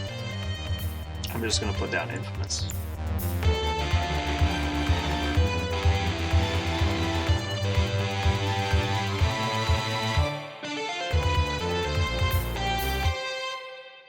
And we're back. We're back. We made it. But did we really ever leave? Mm-mm. All right, Parker, I have a question for you. I need an honest answer. Sure. Because I feel like when I ask other people, I don't get honest answers. Oh. Aaron and Jeremy want to leave at 10 a.m. tomorrow to go to Adepticon. Mm-hmm. I suggested that we not leave until the jerseys show up because they're scheduled to be delivered tomorrow. Oh, And wouldn't that be so cool to have them for Adepticon? that would be so cool to have him for Adepticon. But is it worth risking them not showing up till like 3 p.m.? What happens if they don't show up until... Because you're going to Chicago, so it's a 7-hour ride, right? He's 8 and change. Yeah. So you get to show up at 3, then you're there at 11, and that feels crappy to you guys? Is that the idea? Mm-hmm. Or rather, what is the deadline on time that you would push it to? In my personal opinion, if you can arrive that day, it doesn't matter if it's before midnight. But that's my personal. Oh my God, that's incorrect. Because I don't. Because this is From now on, you're not allowed to talk. Because this is Jeremy, here's my bit. I don't really enjoy the day before the con really starts. I like. well, the being, con starts on Thursday, though. It started Yeah. today. It's Yeah, it already started like today, happened. technically. So okay, I guess We're I guess if fashionably you late. got there and I guess is all the stuff already set up? Is everything open today or tomorrow? Yeah. Well, so you can get your badge like right now. Like literally, you could walk up and get your badge right now. Right. So There's pictures of people doing Adepticon stuff right now. Mm-hmm. okay, so like the one thing about Adepticon that I did like is that there were actually things to go and see and just look at, like the big walk full of all the awesome models and stuff like that. If all that stuff is up and you just wouldn't get to see that and you'd have to just start playing, that's all you got to do, that would be kind of sad. But that takes like half an hour to see all It's- that stuff. Yeah, but no, it's gaming wide open tomorrow. Like, we are late. Yeah, there are tournaments going on. Okay. But So you your don't. answer is get there as So soon as you, you can. you leave. If you leave at 10 o'clock, you get to go to a tournament. No, we get there at 6 p.m., so we like catch the wrap up of a lot of games and then get to go hang out with people on the pre-con. Also, I will need to get like all my cameras and everything set up. Mm. I have to go through and get badges because Yeah. Friday morning starts at 8 a.m. So Yeah. I don't want to be in line Friday morning at 6 a.m. just so I can get my badge to play. Mm-hmm. This will actually be the first time I've stayed at the venue It's in, like, amazing. 6 years. It's so fucking good. What do you mean? I stayed at the venue with you when I went. Six Yeah. years ago. Yeah. Dude, that was Was a that while. 6 years wasn't ago? What it? year? Yeah, what dude. year do you think that was, Parker? The year we did Forge, right? We played that card game. That's Keyforge? right. Keyforge, we did. It might not have been. It probably was 5 years ago. Mm. Okay, Okay. so I was the only one of you guys, other than Aaron, to go to the last Adepticon. They didn't have the previous 2 Adepticons, Hmm. so this is 4. Like we're already 3 Yeah. years back. Yeah. Thank you, COVID. Yeah, We time traveled. Okay. Well, I'm trying to So think. just- Basically, it's peace of mind, getting there, getting to eat, that kind of stuff for a T-shirt. Is that worth a T-shirt? Even if it's Well, the it's not a jersey. no, It's no, not it's a not t-shirt, it's a cool jersey. Jersey. I'm with you. I think it's awesome, and I would really like Yeah. to have it. So if I get up at like 7 a.m. and it says out for delivery, I'm gonna be like sitting on the porch, like shaking, like where is it?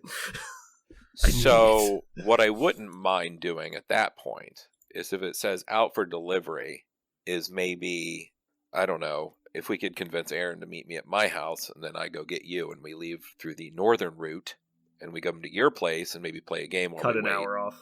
Like, I don't know. I need to be doing something. My entire, like, this is vacation time. I'm not going to fucking wait here for a fucking shirt. Mm-hmm. Okay. But like, if I put together a new list or something and I want to test it, and like, at least I'm actively doing shit that is not sitting at my house. Since it's now in the U.S., I have a U.S. tracking number. Let me see if it gives me any more information. You watch, they won't fit. They're going to be like for girls. Oh, here we go. It says Mediums. it will arrive by 9 Are you serious? I'm so Yeah. hard. p.m. PM. Oh PM. no. That's how tracking numbers work, sir. Are you sure? Yes. It will arrive by 9 p.m. Great. Yeah. So good news. If we leave at 9 p.m., we'll be there at 5 a.m. Friday. That's what we did at when I was in Syracuse when we drove up. Mm-hmm. We drove all night long. That was insane. Yeah, no, we won't be waiting until 9 p.m. Let's just See, now I'm That's out wondering of if Parker's I can hands. tell them, like, maybe I can No, that's not authorize okay. it to hold it at the post office, and I could just go there in the morning and pick it up.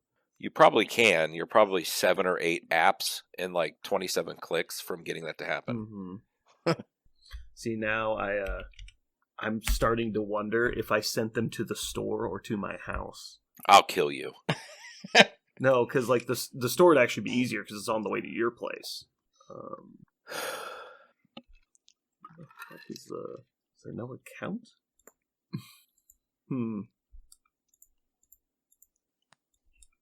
So, being that you're on this podcast, Parker, did you get everything wrapped up on your busy Helter Skelter week? Oh, that was just week 1 of the Helter Skelter. Of the Helter Skelter, what would you call it? Quatrain of weeks. It's just going to keep Quatrain. Yeah, it just keeps rolling and rolling and rolling. Tonight I was. The reason why I'm hot is I was like sprinting around my house until 9:25 this evening, getting ready for the next person who's coming over to my house tomorrow. So Oh. yeah, it just never-ending series of contractors and Okay. just shit Well, to do. the part that I was wondering about is Aaron told me that you hadn't deposited your $90 for the World Team Championship yet. So he No. sent the link. You need to I told you he wasn't going. I cannot. No, get he was the kidding. championship. He was just kidding. Okay. Okay. Good. JK. Ha ha ha ha. Yeah. I Who's did going to play find- She-Hulk and fuck everybody over because they don't know what's happening? I know. We can make Perrin play She-Hulk. Oh, that's true. I did. Strangely, yesterday, there was like this magical little like moment of clarity. This the window where a ray of sunshine came in, and Aaron was like, "Does anybody want to talk about MCP?" And I was like, "Yes." I would love to not manage my life and just Ooh, talk about MCP. And so I got to We- talk to Aaron about MCP for like, we should definitely talk 45 about this minutes. and how you led him astray. Ooh. I don't think I led anybody astray. I think we had exactly the right game plan. We did what, Aaron, would you say that what happened, what we said happened, and it just, that's what happened? I just want to say officially, I'm completely fine with results biased. Like, we should only look at it through the lens of what the final outcome was. I'm We with need you, to- Parker. I have All no right. regrets. All right. We'll talk about this during the meat, if you would. Mhm. What? The meat. You don't want to talk about it now? No, this is the meat. People are looking for quality MCP content. This is the garbage. Okay, this is Let's the be honest. Yeah, chafe. they don't come here for that. No. This is the dregs, right? This is, I'm driving, I have 15 minutes before I pull into my house, and I don't want to search for another thing. I'm just going to listen to this shit. I actually heard that Spotify uses just white noise. They just play it in the background when nothing else is being played. If This you is, ever hit the end of your playlist, we start. we, It's an incentive to play something else.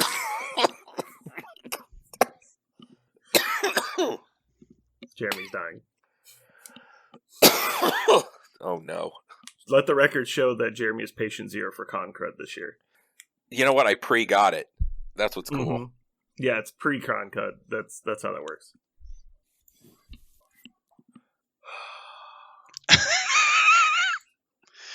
Sorry. All right, Aaron. An awesome meme just popped up.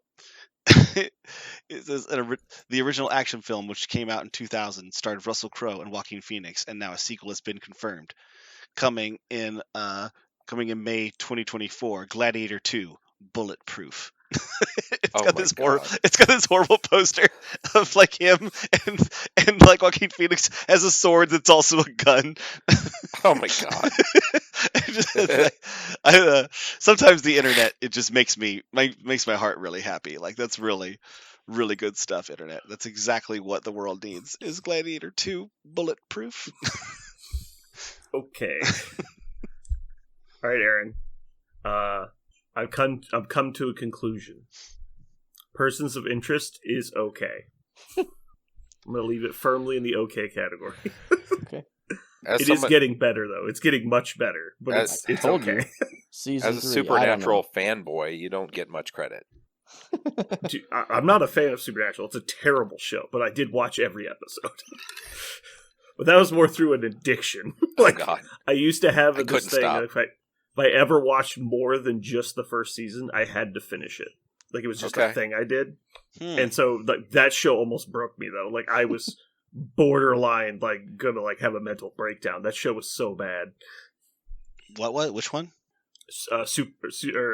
No, not Supernatural. Sorry, I thought you said something else. Supernatural's fine. It's the episodic crap that takes up 80% of the show is bad, but the actual like storyline is fine, and the acting is good. No, for some reason he said Supernatural. My brain went to Smallville. Smallville is terrible. So we had one of the guys in Syracuse. He was part of our gaming crew, and he would go to conventions from time to time. Kind of like Parker, he would do his best, but Like once Like, every 5 years. once twice a year. And we really liked him. We always tried to convince him, come on, dude, you need to come. And we went to Adepticon, and we're driving, and we have 12 hours to kill. And about halfway through the trip, we're like, how'd you get to come to this? I mean, you just went to one or whatever. And he's like, guys, I did something. I did Uh-oh. something. And we're like, what did you do, Michael? He goes, I did something. I got permanent credit. I can go to whichever thing I want to now because I made a deal. And we're like, oh shit. His wife would allow or not allow things. So he could come or go, whatever, based on what his wife would allow. And we said, okay, please tell us what you did.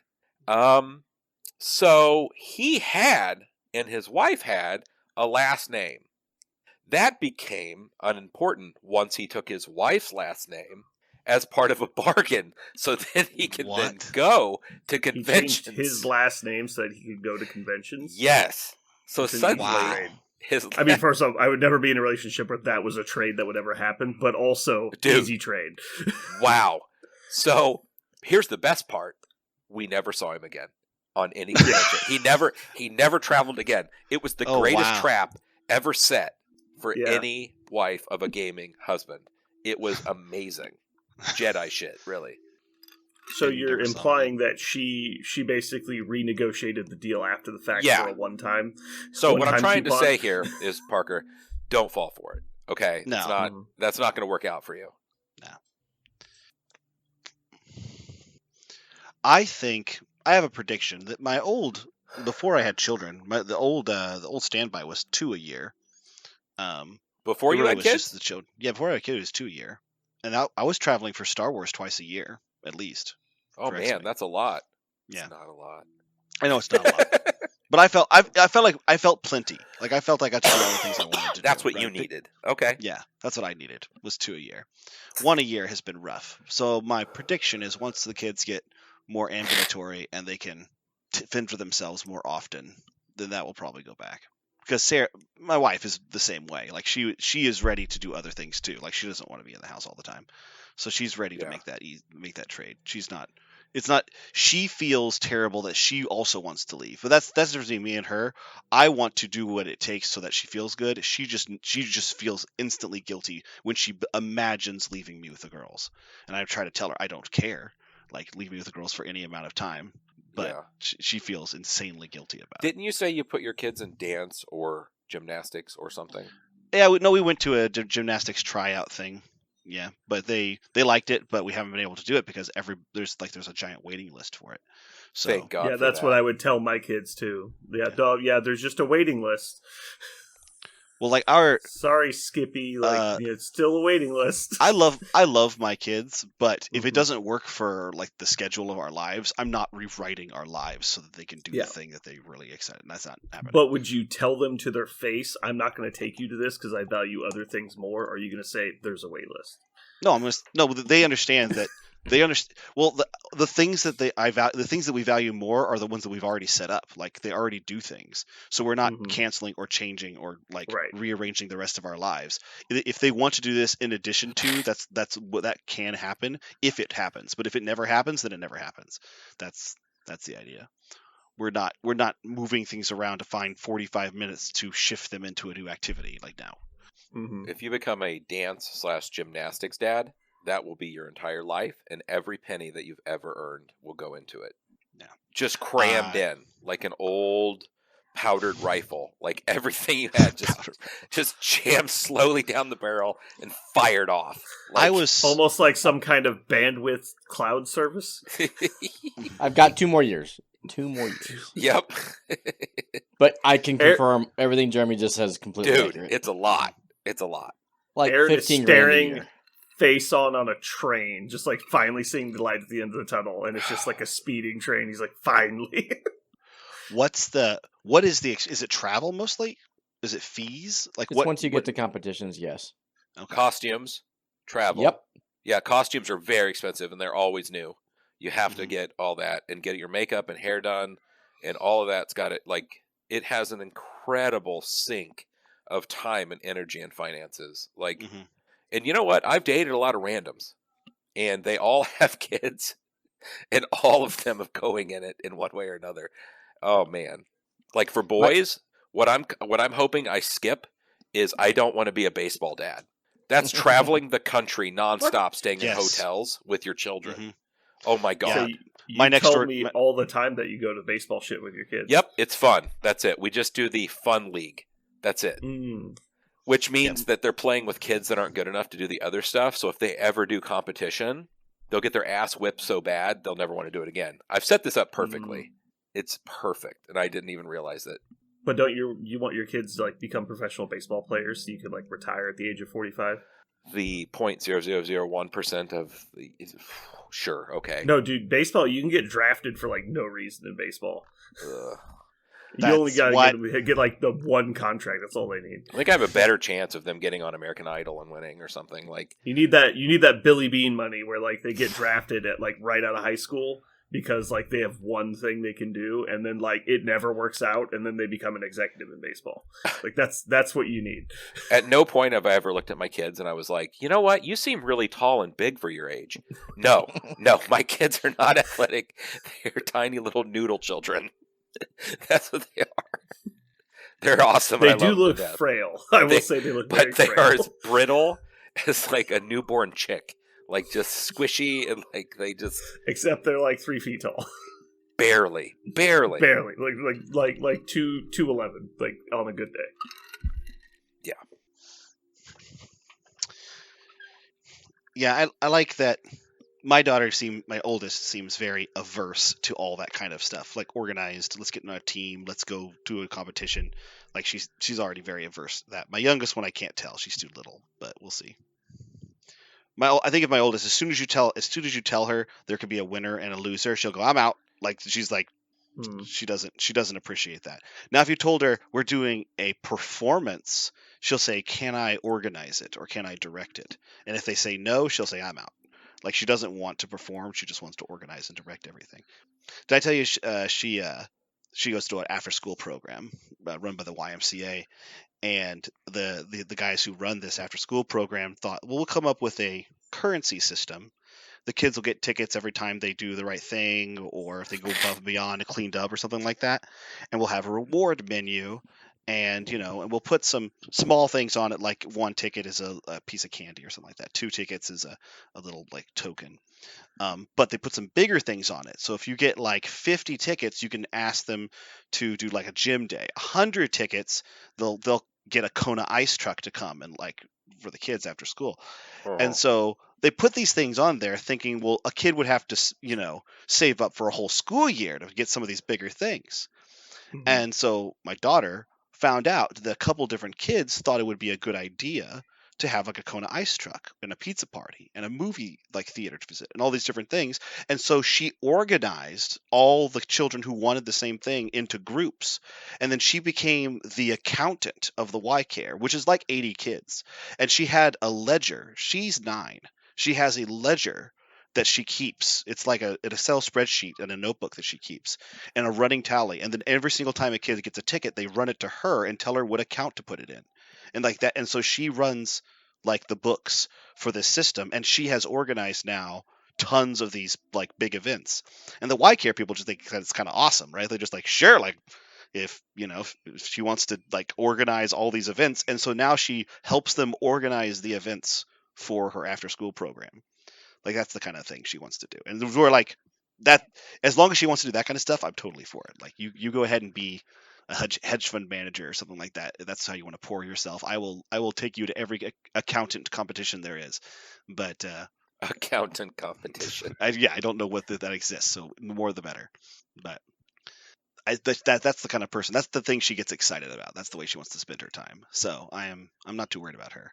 The youngest one, she's still in kindergarten. She doesn't know up from down, left from right. She just says yes to everything. We'll see. Jeremy, in an attempt for you to not have to touch your mic for the duration of the Uh-huh. podcast, are you aware of the feature push to talk? How does that work? So if you click the little gear button on your settings, I know we're going real advanced for you here, so just bear with me. Calm down. Go down to voice and audio. Voice and video. Now open up your audio settings. And then there's the third section there is called input mode, and there's push to talk, and there's voice activity. So you can switch to push to talk, and you can just set it to one key. Like let's say, now I'm really worried that I'm going to tell you the same function as Audacity. Should be. I'm just checking that this doesn't overlap with any Audacity settings. Okay, so you can set it to like spacebar or something, and anytime you want to talk, you just hold spacebar while you're talking, and then we'll be able to hear you. But anytime that you're not pressing spacebar, your mic is innately muted. Now, that's not going to mute the Audacity. It's only going to mute our input. So just be aware of that. Okay, is it working now? It appears to be. Okay, now it's off. Now it's on. Yeah. Cool. Alright. So, just keep in mind, I'm going to have to edit out all the noises you make, but, like, we won't hear it. This was a terrible idea. I should not have done this. You should not have done this. My thought here is that you speak so seldomly that it will be easy to pick out what's actual intelligent communications and what's horrible demon noises that you're making. I'm sure that was awful, but I just couldn't hear it. This is like his favorite new toy. We probably ought to turn it back on, even that way we can hear it and stuff. Like that way, I will be conscious of like not doing it. Okay, that was just a thought. Yeah, so turn off push talk. Just go back to active voice. So what you need is like a in-string mute button, so that it will actually kill your microphone. That's what Parker has. Then he sometimes sits on it and mutes himself by accident. Ooh. Is it back on? Yeah, I can hear you. Okay. Yeah, I mute myself when I'm about to sneeze or cough or something like that. I try anyway. Brandon, I want you to know, in the never-ending cultural consumption that is things Brandon tells me to watch. Oh God. That is a growing mountain. I want you to know, I feel like, I thought about this the other day, all the things that I watch now are things Brandon has told me to watch 4 years ago. Yeah. that is just kind of how my life works. The important question, is your entertainment consumption better now than it was 4 years ago? Oh, much so, yes. Yeah, goddamn it. Much worse. Here's what's funny, actually. I think some of the things I would have found eventually anyway. However, the fact that you kept telling me just do it, is what I needed. The one thing that there's no measurement or mark on how much I love it and how much better my life is because of it is Dresden Files. That is Yeah. that's the thing that actually did it. Is I didn't Hmm. I can't not trust you after Dresden Files. Yeah. Um, After So- like a 100% rating, it's like, Right. okay, well, I have to check out these other things. Yes. So I started listening to I'm watching Always Sunny episodes, now. Mhm. and I've actually learned, like I think I mentioned the other day, I can't watch like 8 of those in a row. It just Yeah. it becomes kind of white noise. So I now watch like 2 or 3 episodes and I wait. But I've started listening to the podcast, and the podcast is nummy. I really enjoy the podcast. Yeah, it's really good. It's really fun podcast. And I listened to. I have not. I want you to know I have not been going in order with the podcast, which is what I do for most podcasts. I kind of look at the ones I like, and then I'll go fill it in. I eventually get to all of them, but when they have cool interviews and stuff, I've been starting with those. But I just listened to the Danny DeVito one. That one was fascinating. I thought it was really interesting. I listened to the Nightman Cometh one. I've only done once in which I've seen the Yeah, episode, good. so I haven't spoiled or anything. But I've been really enjoying it. It's been excellent in a way that I thought Always Sunny. In a way that I did not expect, which is to learn more about those guys and their process and stuff like that. It's been fascinating. All right, Brandon, you're going to need to turn on some light source or something because you keep fading in and out and it's irritating the shit out of me. Yeah, it's real bad. It's stupid. If I hold really still, it'll just fade me out. There we go. There was I had a spot where like it would always fade me out. Like there we go. Like It might be best if I just mute and just empty your square. just block it. I can turn off my video. I mean, whatever. It's really bad today. It's not usually like that for me. Well, it's because I know what it is. I could do this and it would fix it. I just need more light coming off my screen so the camera recognizes that I'm here. Yeah. Cool. All right. I'm gonna just grab a bit more water. I'll be ready to go. I'm gonna do the same. So, Aaron, I'm really enjoying the Rogue Agents podcast. I kind of missed out on them. I gave up on them when they had their first couple episodes, but I've started picking them back up, and I like them. They're one of the few I consistently listen to. And apparently, Taco Truck is just not releasing anything anymore. I just listened to their most recent one. Did they have one? Maybe I didn't check today. No, it was... So I'm usually about 4 or 5 days behind as I get caught up on stuff. They discussed Adepticon and Mal. Oh, yeah, that's a new one. Okay. It's a couple of days ago, but that's the latest one. Huh. Great. So everybody's Let's got just say Vince is not a fan of Mal. Well, nobody should be. It's not cool. No, but to the point where it's like detrimental to the health of the game, blah, blah, blah. Had to listen to it. But they have a lot of really good takes while also being fun to listen to. Sure. For who? Is this Taco Truck? Yeah. Yeah, now that sports season's over, I'm actually like getting back to other media, and so I'll probably start. I might try and pick up one of those other podcasts soon. Can I just say one thing before we begin? I don't think this is gold. I need to say it.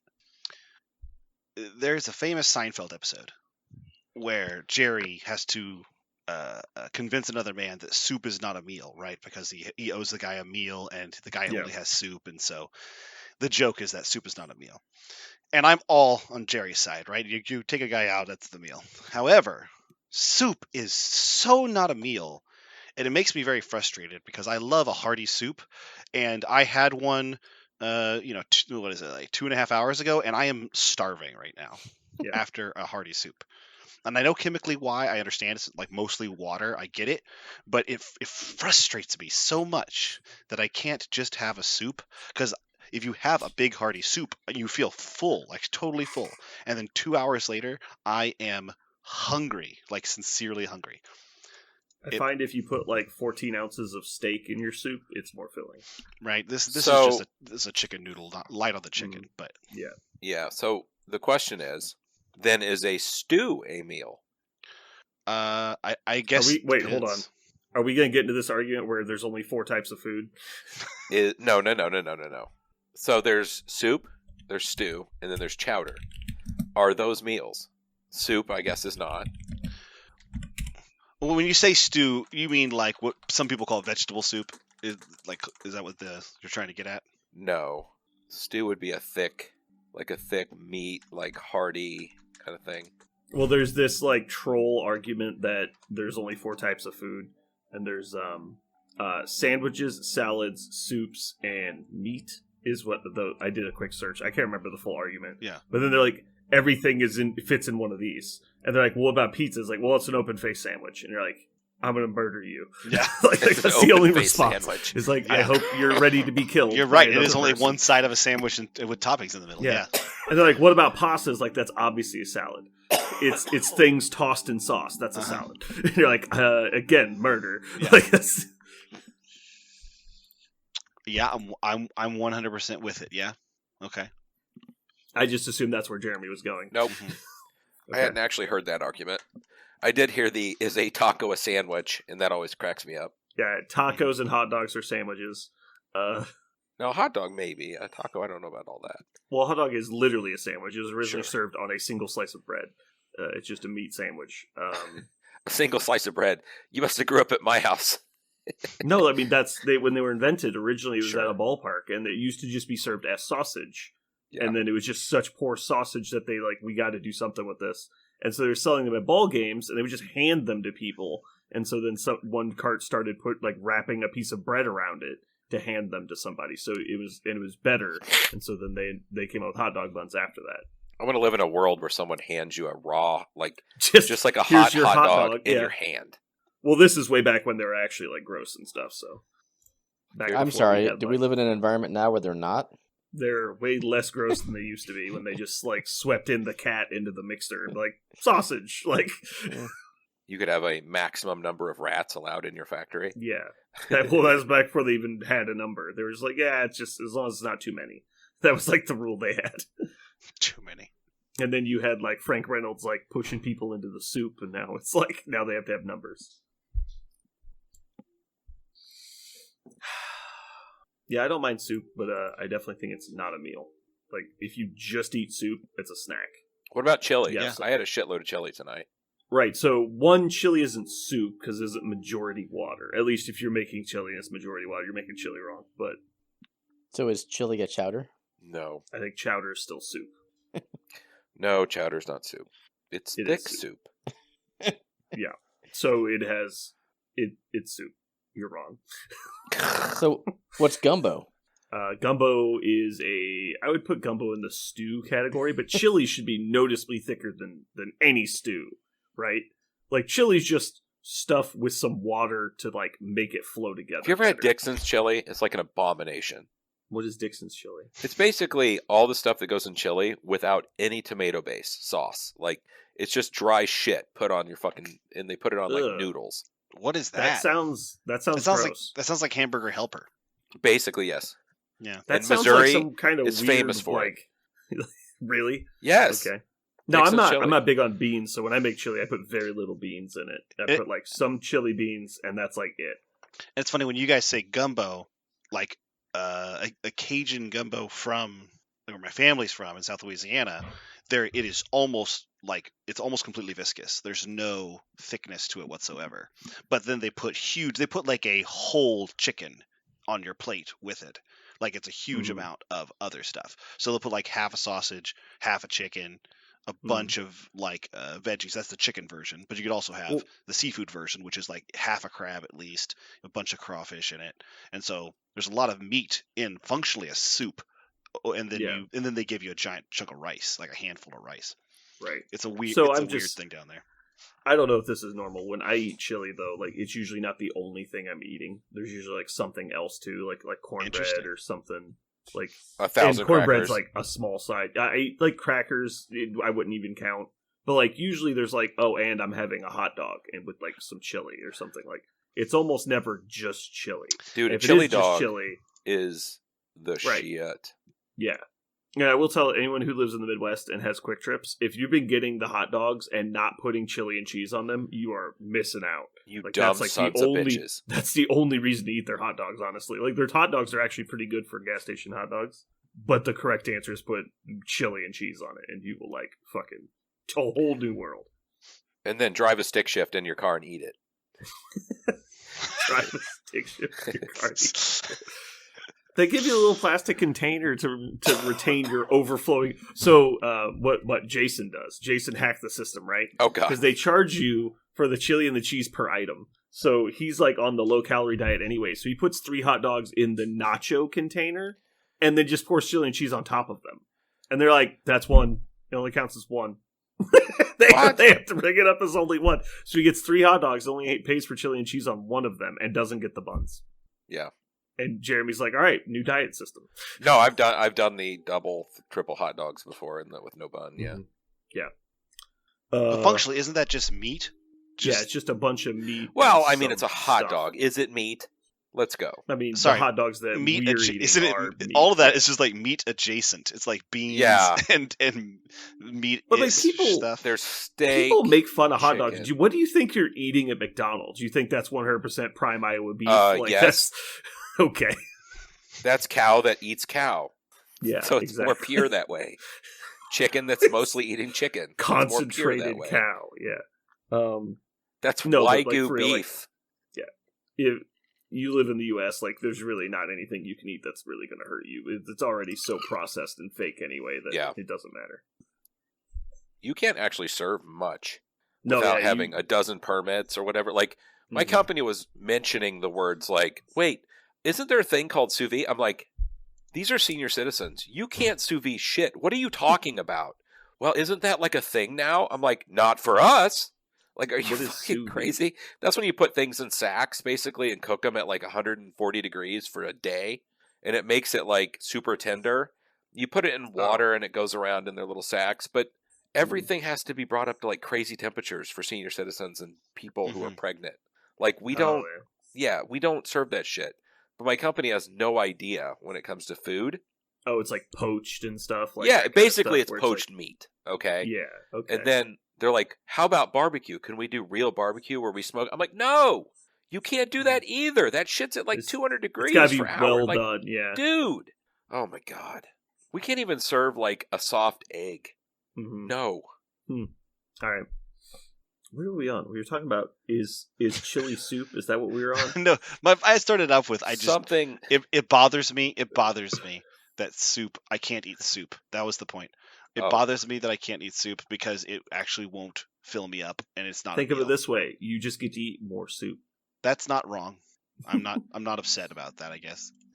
You get hungry, eat more soup. You get hungry, eat more soup. You get hungry, eat Yeah. more soup. Then violent diarrhea. I don't know.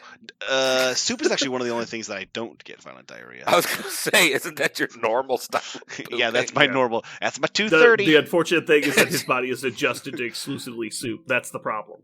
Oh. Over spring break, Sarah's like, "Why are you having like violent diarrhea right now?" I go, "It's 2:30." And she goes, "What do you mean?" I was like, "My 6 hour knows. I'll just be standing there sometimes, and I'll go, kids, I have to go no matter what. Does anybody need a pass? Because I'm not going to be back for 5 minutes." And they're like, "No, we're okay." I go, "Okay, bye." And I leave, because there's only 6 kids in that hour. Thank goodness. If there was more, I would definitely have to go like find somebody. But I would have to. Back when I had a class of like 30 students, the teacher across the hall from me, we had a pact. She would have terribly debilitating migraines. She had these like waves of migraine pain that would cause her to vomit. Like it was, but once she vomited and was able to like get a second away, she'd be okay. So we had a pact that at any time, any of us could just like come into the hallway and say like, "Hey, now," and then she could go. And I would watch both of our classes, and if I were like, "Hey, now," and she would like watch both of our classes, I could go and shit my brains out. And it always happens at like 2:30. Is there any chance that's because you eat lunch at noon and it takes 2 hours? You think so, right? Over the spring break, I skipped a lunch one day, and it happened anyway. And I just, I don't know. I've had doctors. I've had doctors have me do like food diaries and all that kind of stuff, and we haven't been able to establish a pattern. They've gone up in there. Maybe with it's a scopes, trying to reaction see. to you being near one of your students. Well, this is at home. That's the thing. This is over spring Oh. break. This is why the Hmm. pattern doesn't seem to follow the environment. It seems to follow like the time of the day. What if it's like breakfast and it just takes all day to hit you? Perhaps, but I don't have the same breakfast every day either, and the breakfast doesn't seem to be consistently controlling it. How did the government allow you and your wife to get married and have children? Like, you both have like I don't know. issues. Yeah. Like, Yeah. they're like, I'm sorry, Mr. Parker, we're not Yeah. going to allow such things to happen like Yeah. that. You can't have. I don't- kids. You're trying to create some kind of race of bubble people, and I really Bubble don't think that's people. good for the environment. I remember when I was a kid. This was not just as an adult. Even when I was a kid, I'd have this kind of stuff constantly. And I remember my parents got so tired of it. They're not like this at all. My parents got so tired of it. One day I was also deathly afraid of vomiting. I had like a couple really bad experiences with vomiting. And so as a kid, I had this weird phobia about vomiting. I just never wanted it to happen. So every time I'd have one of these terrible like diarrhea attack things, I would get immediately very, very paranoid, and I would get really nervous about how I would vomit. And my mom would try to console me, but one day she just had her wits end about it, and she said, "Then vomit, just puke, just puke." And I remember just like I must have been like in second or third grade. And I remember just like I never heard my mom talk to me like that before. But when your kid is constantly constantly talking about abdominal pain and constantly dealing with this, and there's no way there's no pattern, there's no nothing to figure out. It's just happening to him all the time. She just got exhausted. I told her that story once about how she told me just vomit, and she was mortified. She was mortified that she broke once, and I was like, no, it's fine. You get that. But yeah, as far as I know, this has always just been me. You don't drink coffee, right? No, I Are you actually trying to just web- recently. Are you trying to WebMD him right No, now? I'm just like, now it's a riddle, and I'm like trying to think through. Yep. Because Uh, coffee would be the obvious. Do you like, eat soap catch, but- when you take a shower? The- Do you I drink feel like it shampoo? cleans me out. That's yeah. not how that works. How do you clean the inside? There were a couple things, like I've been through like all the questionnaires and all that stuff, Mhm. and there was one thing actually that we just discovered recently. Aspartame was exacerbating stuff, and ibuprofen. I was consuming way too much ibuprofen, which is another one that's like bad for your gut. How much ibuprofen were you consuming? Fistfuls. When I would get a headache or like a sore, like I hurt myself or something, I would just do that. And headaches I get them fairly often, not all the time, but maybe 2 or 3 times a week. I'll get a headache persistent enough that I'll want to take something. Did you go through like a bottle of ibuprofen a month? No, probably not that fast. He's like a week. I'm like, yeah, that's. I too was much. probably taking it like probably most of the days of the week. I probably would have a dose of ibuprofen. Another problem is the ibuprofen would help me. I also have sinus issues. We've gone down these roads. We know, and so I Okay. have and the sinus issues. I'm give me just a lot of sinus concerned now that pressure. you're just eating like 6 ibuprofen a day and wondering why you have problems. No, I would do at least 2 ibuprofen. Okay. 4 to 5 days a week because of my sinuses, and it would get worse depending upon like the time of the year, and if I also had a cold, Okay. like because I would develop sinus infections because of the allergies, and so like, yeah, I was taking way too much ibuprofen, and so I stopped ibuprofen cold, stopped aspartame, which is He's talking ingredient. to us like he went to diet, rehab. I know. Stop it cold. These are things that I've like. Yeah, I am very also Okay. like, well, you guys know I'm very food averse too. So like if I go to a restaurant, if I see something I can't eat, I guess, well, I'm just not eating. I'm not going to run the risk. Unless it's donuts. I'll fucking down a donut and then shit my Oh my brains out God. later. I don't care. All right, Worth it. let's move past Yeah. this. This is crazy. All right. Yeah, well, let's go Listeners, into- if you have any ideas to fix Yeah. Parker's gut, send them in. send it to my GI. He's It's probably honestly, it's probably just stress related from how many probationary episodes you've accrued at this point. He's wondering. He's like looking at like mob connections for the way out of this. All right. Anyway, let's get started.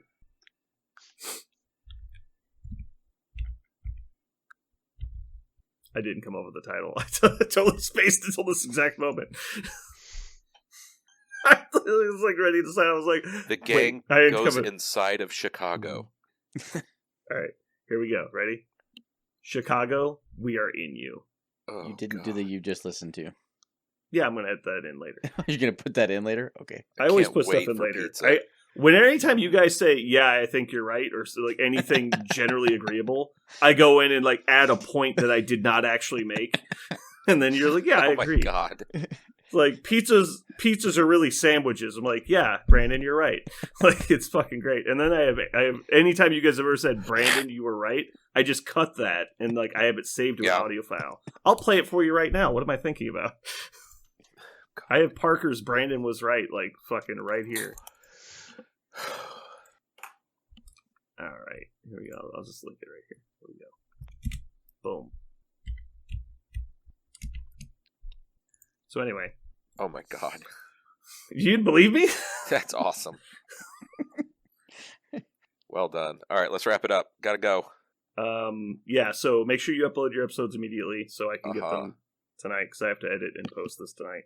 And then apparently 3 hours after that, drive to Jeremy's house without jerseys.